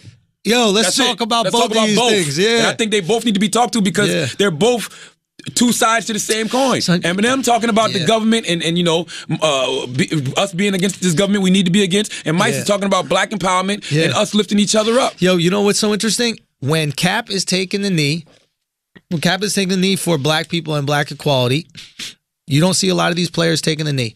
But all of a sudden, when the knee is about fuck Trump, everybody's taking it. And it's similar with this My Son situation. Yeah, it's weird. Right? It's like when Eminem's saying fuck Trump, everybody on board. When My Son's saying is like, yo, black empowerment, black unity, black community, there's not as much there. So maybe there's just not as much interest in this, even amongst black people, which is dumb as shit. Because it starts there. It starts with us. Like it's us. And then trickles into the rest of the shit. No, I mean, it's also that Eminem's literally probably one of the 5 most famous artists in America. Huge. My Son is... And he's white. And he's white. No. Not and he's white. The whiteness is the reason that shit got the pop it did. It did. But I don't want to play the race card like that, but we can't help it. It's not the race card. That's different. Yeah. That's not the different. You have to... Like we always say, there's nuance to this shit. Yeah, there is. To act like race doesn't play a part in it, come on, yo. Yeah. But at his prime, he's not in my top 5 or even my top 10. But in my prime, he was nasty. By the way, Eminem don't get a prime in 2017. And that's what I'm Eminem saying. is in living color. The shit Eminem was saying and this doing was not happening in 2017. Nah. I don't know what his new album is about, but he about to realize there's a whole new world. Yo, real talk. If he comes out with that shit he used to be on. Yo, maybe Eminem needs Trump. Yeah. Eminem didn't have an enemy for a minute. Maybe Eminem needs somebody that he could say all his fucked up shit to that people will support because we were cool when we had angst in like the 90s to 2000s. Yeah. Right? But then all of a sudden there were no bad guys. Barack's in office, who you By gonna the way, yell he at? didn't have no bad guys then. He picked on some easy targets. He was going after Britney Spears, NSYNC. Christina Aguilera, NSYNC, His the wife. Backstreet Boys. Yeah. He killed his wife 100 times. He wanted to kill his mom. Yeah. Eh. But it was like likable to hate those boy bands and shit. Yeah. Now Absolutely. you got something likable in Trump. I Yeah. wonder if M has a resurgence because he got a bad guy. I wanted to see. I can't. First of all, it's 2 reasons I can't wait to hear Eminem's album. I love to hear rappers that are over 40 Try to and see what they can do. Yeah. Because it stretches the genre. It stretches the demographic of the genre. That's fine. I love Jay-Z with 444 Killed because it, it stretches the genre. Like, it's good. It's good. It's actually great for hip-hop when that happens, right? So I want to see what Eminem does on that aspect. Number 2, I just simply want to hear what he's going to rap about because this will let me know if Eminem is a real person or a caricature of himself. What you mean? Because if he's a real person, then he'll do what he did on Tuesday, which is rap about what's going on and things that are going on in his life. Yeah. If he's a caricature of himself, he's still going to be telling us how he hates Kim and wants to kill Kim, how he hates his mom and wants to kill mom, dissing fucking One Direction or whatever the hot new Harry Styles, whatever the hot new boy band is. That's just corny. Like, you're just following a formula. You know what I'm saying? Like, you shouldn't be that's a talking great about those point. young boys. So I'm interested to see if Eminem is really a real person or if he's just a caricature of himself. And you know what? You got food, Eminem. Yeah. There's a lot of food out It's there there. for you to eat. It's there. So we're gonna see if you're It's willing there. to indulge in it. That's right. I don't want to see a 40-year-old guy making fun of 17-year-old boy band or girl Corny. band stars. I Corny. don't want to see it. It was fun when I was 14 and I was like, oh shit, that's cool. Corny. I think it's caricature based on that Trump thing.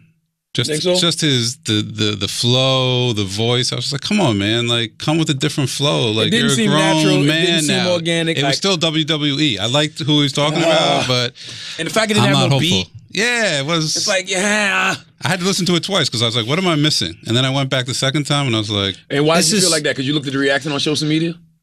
the only reason I knew about it was because social media, and I saw everyone saying how incredible it is. I listened to it and I was like, I literally didn't hear anything. I didn't see no reaction. And on then I social had to media. go back. I saw it in real time. I watched it. Yeah. Didn't tweet about it. I just watched it and I was like, Yeah.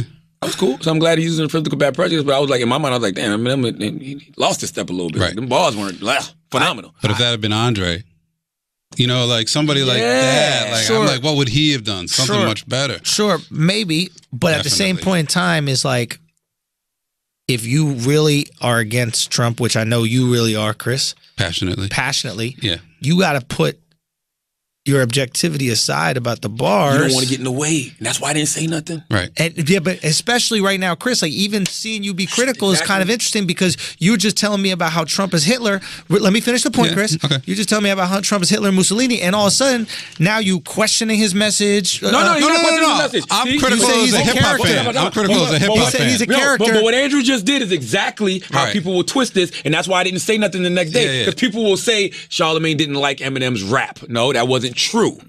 I No, love no. the message in it. No, I said he's questioning his message, the validity of it, because he said he was a character. It's WWE. Oh, I see what you're saying. Oh, yeah, you're right. You're right. Do you know what I'm saying? Yeah, So yeah, yeah. I was going off of you don't really believe. No, that's what- fair. That's fair. So my point is, if you believe in the message, this is coming from you and your standpoint, and you believe that Trump is Hitler, any force against Hitler you should support, right? You're right. I'm just saying if that's coming from your angle. That's exactly how it feels. My issue again wasn't necessarily his message. Even I've never been a huge Eminem fan. I always thought he has been a Me bit of neither. a character. But I a bit of- recognize his greatness. right. I thought he was a very skilled lyricist at a certain point, and I just thought that it's like Charlamagne said, I just thought the lyrics were underwhelming to me. Right. And that's kind of was my reaction. Look, if he can sway, a couple thousand people living in Ohio or Wisconsin or some of these states, Go. All for it. beautiful. Right. Hey, he used that platform, whether it was savvy or not savvy, I can't even call it. Like, it's beautiful. I'm just saying, I'm out of the political lane. I'm into the hip hop fan, the lyricist lane. That's how I feel. I feel it's 3 lanes for me.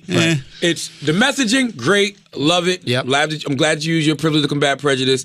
The hip hop lane is like, the bars was okay, they was shaky, my song was way better. Yeah. The third lane is, once again, we're giving a white person the credit for something that we've been doing. Question. First of all, I thought it was very smart that you started out with the number one, which is giving up the credit. Yeah. Because now they can't call you a hypocrite. Yeah. Because he's doing what essentially you're asking. Absolutely. Second, is it worth the criticism if it could take away from the message that's important? That's what I was fighting with all week. And I just had that curious. I'm with you. I was fighting with that all week, and I still. But it's hard for me to bite my tongue. I've been sitting on this all week. Like I got to say this shit. If I don't say this shit, it's gonna stay on my mind. Yeah. I'd rather just say it, and we can have the conversation. Yeah. I don't feel like I'm taking anything away from it, and I want more white people to come out and do it. Right. You know, just come with them heat. Bro, if Eminem would have had the bars, I wouldn't be saying shit. I'd be like, yeah, he deserved all of that.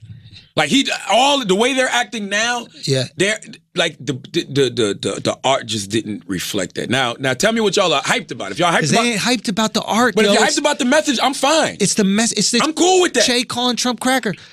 Che written way better jokes about Trump. Listen, and I think that's what people are getting confused. If it's about the messaging, great. Gotcha. I'm with y'all on that. I posted a picture of Farrakhan and Eminem. Yes, because it was about the messaging. Yeah. My heart wouldn't let me post a freestyle. I'll be honest with you. I posted my song.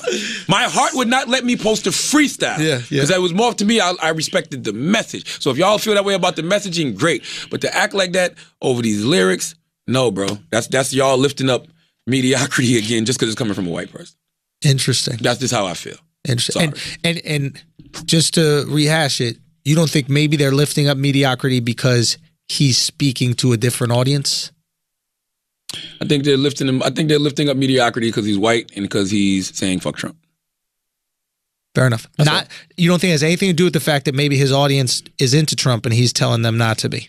I think that's part of it. Like when he said, to all my fans, I'm drawing a line and saying he's basically telling even if we don't know if that's the case or not, but he's telling people, I know some of my fans are Trump supporters, and I'm letting y'all know I don't fuck with y'all if y'all fuck with him. So pick a side. Yeah, and that's all we've been saying throughout this whole thing. It's not about conservative or liberal. It's not about Republican or Democrat. It's just about good and evil, right and wrong, God and Satan. What side of history do you want to be on? Yeah. That's it. Now, as always, thank you everybody who's been listening and This is a post roll, Chris. We say this after the credits. Jesus. We're professionals. We're going to be in Milwaukee. Oh, yeah. Come out September 28th, man. October 28th. Come out October 28th. Yes, to Milwaukee. Man. Yeah, to the Milwaukee Podcast Festival. Go get your tickets right there. We're going to be out there doing that. Another Brilliant Idiots live show. What's up? And I'm going to be in Chicago. Don't you got the book signed today? This is going to be out later today. Oh yeah, I'm actually about to leave now. 2:30. I'll be at Newark Airport signing copies of the book. Black Privilege Opportunity Comes to Those Who Create It. But I'm also going to be in Chicago. I'm going to be in Chicago at the Hyatt Centric. When? 633 North St. Clair Street, Saturday. I'll be there Saturday. I'm going to be a guest speaker. I'm on a panel where it's a men's empowerment conference. So we'll be talking about money and health and relationships, entrepreneurship, all that good stuff. You can register at dlsmen.com. I need to know what this S stands for. I need to know what this DL stands for as well. Right. Down low, suspect. Men.com. All right. DLSmen.com. I'll see y'all Saturday. And as always, if you listen to this podcast. Oh, let me just say, I'm gonna be in Chicago as well. I'm gonna be there the November 4th through 7th. Okay. And then I'm gonna be at Gotham Comedy Club in New York City, November 9th. And make sure you guys come out to that. November 4th through 7th, I'm gonna be at Zany's Comedy Club in Chicago. And I also got some DC dates coming up. I just put those out, so that's going to be exciting. You can get those on the website, and I've got a Long Island date as well. You can go my website, theandrewschultz.com, get that out. Make sure you watch Flagrant 2, man, or listen to Flagrant 2, sports podcast with Akash, myself, and Real Life Kaz. Yeah, man, we're rocking, man. That shit has been crazy. We are making noise. Thank you guys so much for fucking with it. So go get that analysis by assholes right there. Flagrant 2, no easy buckets. And obviously the Western Bros podcast is coming back for Stranger Things, so make sure you check out that. And yeah, thank you for supporting 441. Keep watching that shit. Keep watching it, man. All right. As always, if you listen to this podcast, you think we're smart, you think we're intelligent, you think we're brilliant, you're absolutely right. If you listen to this podcast and you think we're just a couple idiots who don't know shit, you're right too. It's the Brilliant Idiots Podcast. Thank you for listening. Peace. Do the post roll show? Oh yeah. This podcast, by the way, is brought to you by Showtime's White Famous. For thank you so much for supporting this podcast, Showtime. White Famous is a new Showtime originally comedy series about trying to make it in Hollywood, and it's based on Jamie Foxx's real life experiences. So it's played by SNL vet Jay Farrell. And he plays Floyd Mooney, who's a comedian whose career is about to blow up, but Mooney isn't sure if he's ready for all that yet. So it's executive produced by Academy Award winner Jamie Foxx and Californication creator Tom Capanos. I don't know if you guys have seen Californication, but it's an amazing show. Absolutely amazing show starring David Duchovny. Shit is hilarious, dramatic, really smart. Peep that shit. If you can, I believe that's on Showtime, so they probably got that on demand too. But go check out this show. I mean, it's starring Michael Rappaport, Jacob Ming Trent, and many more. And you can watch the 2 episodes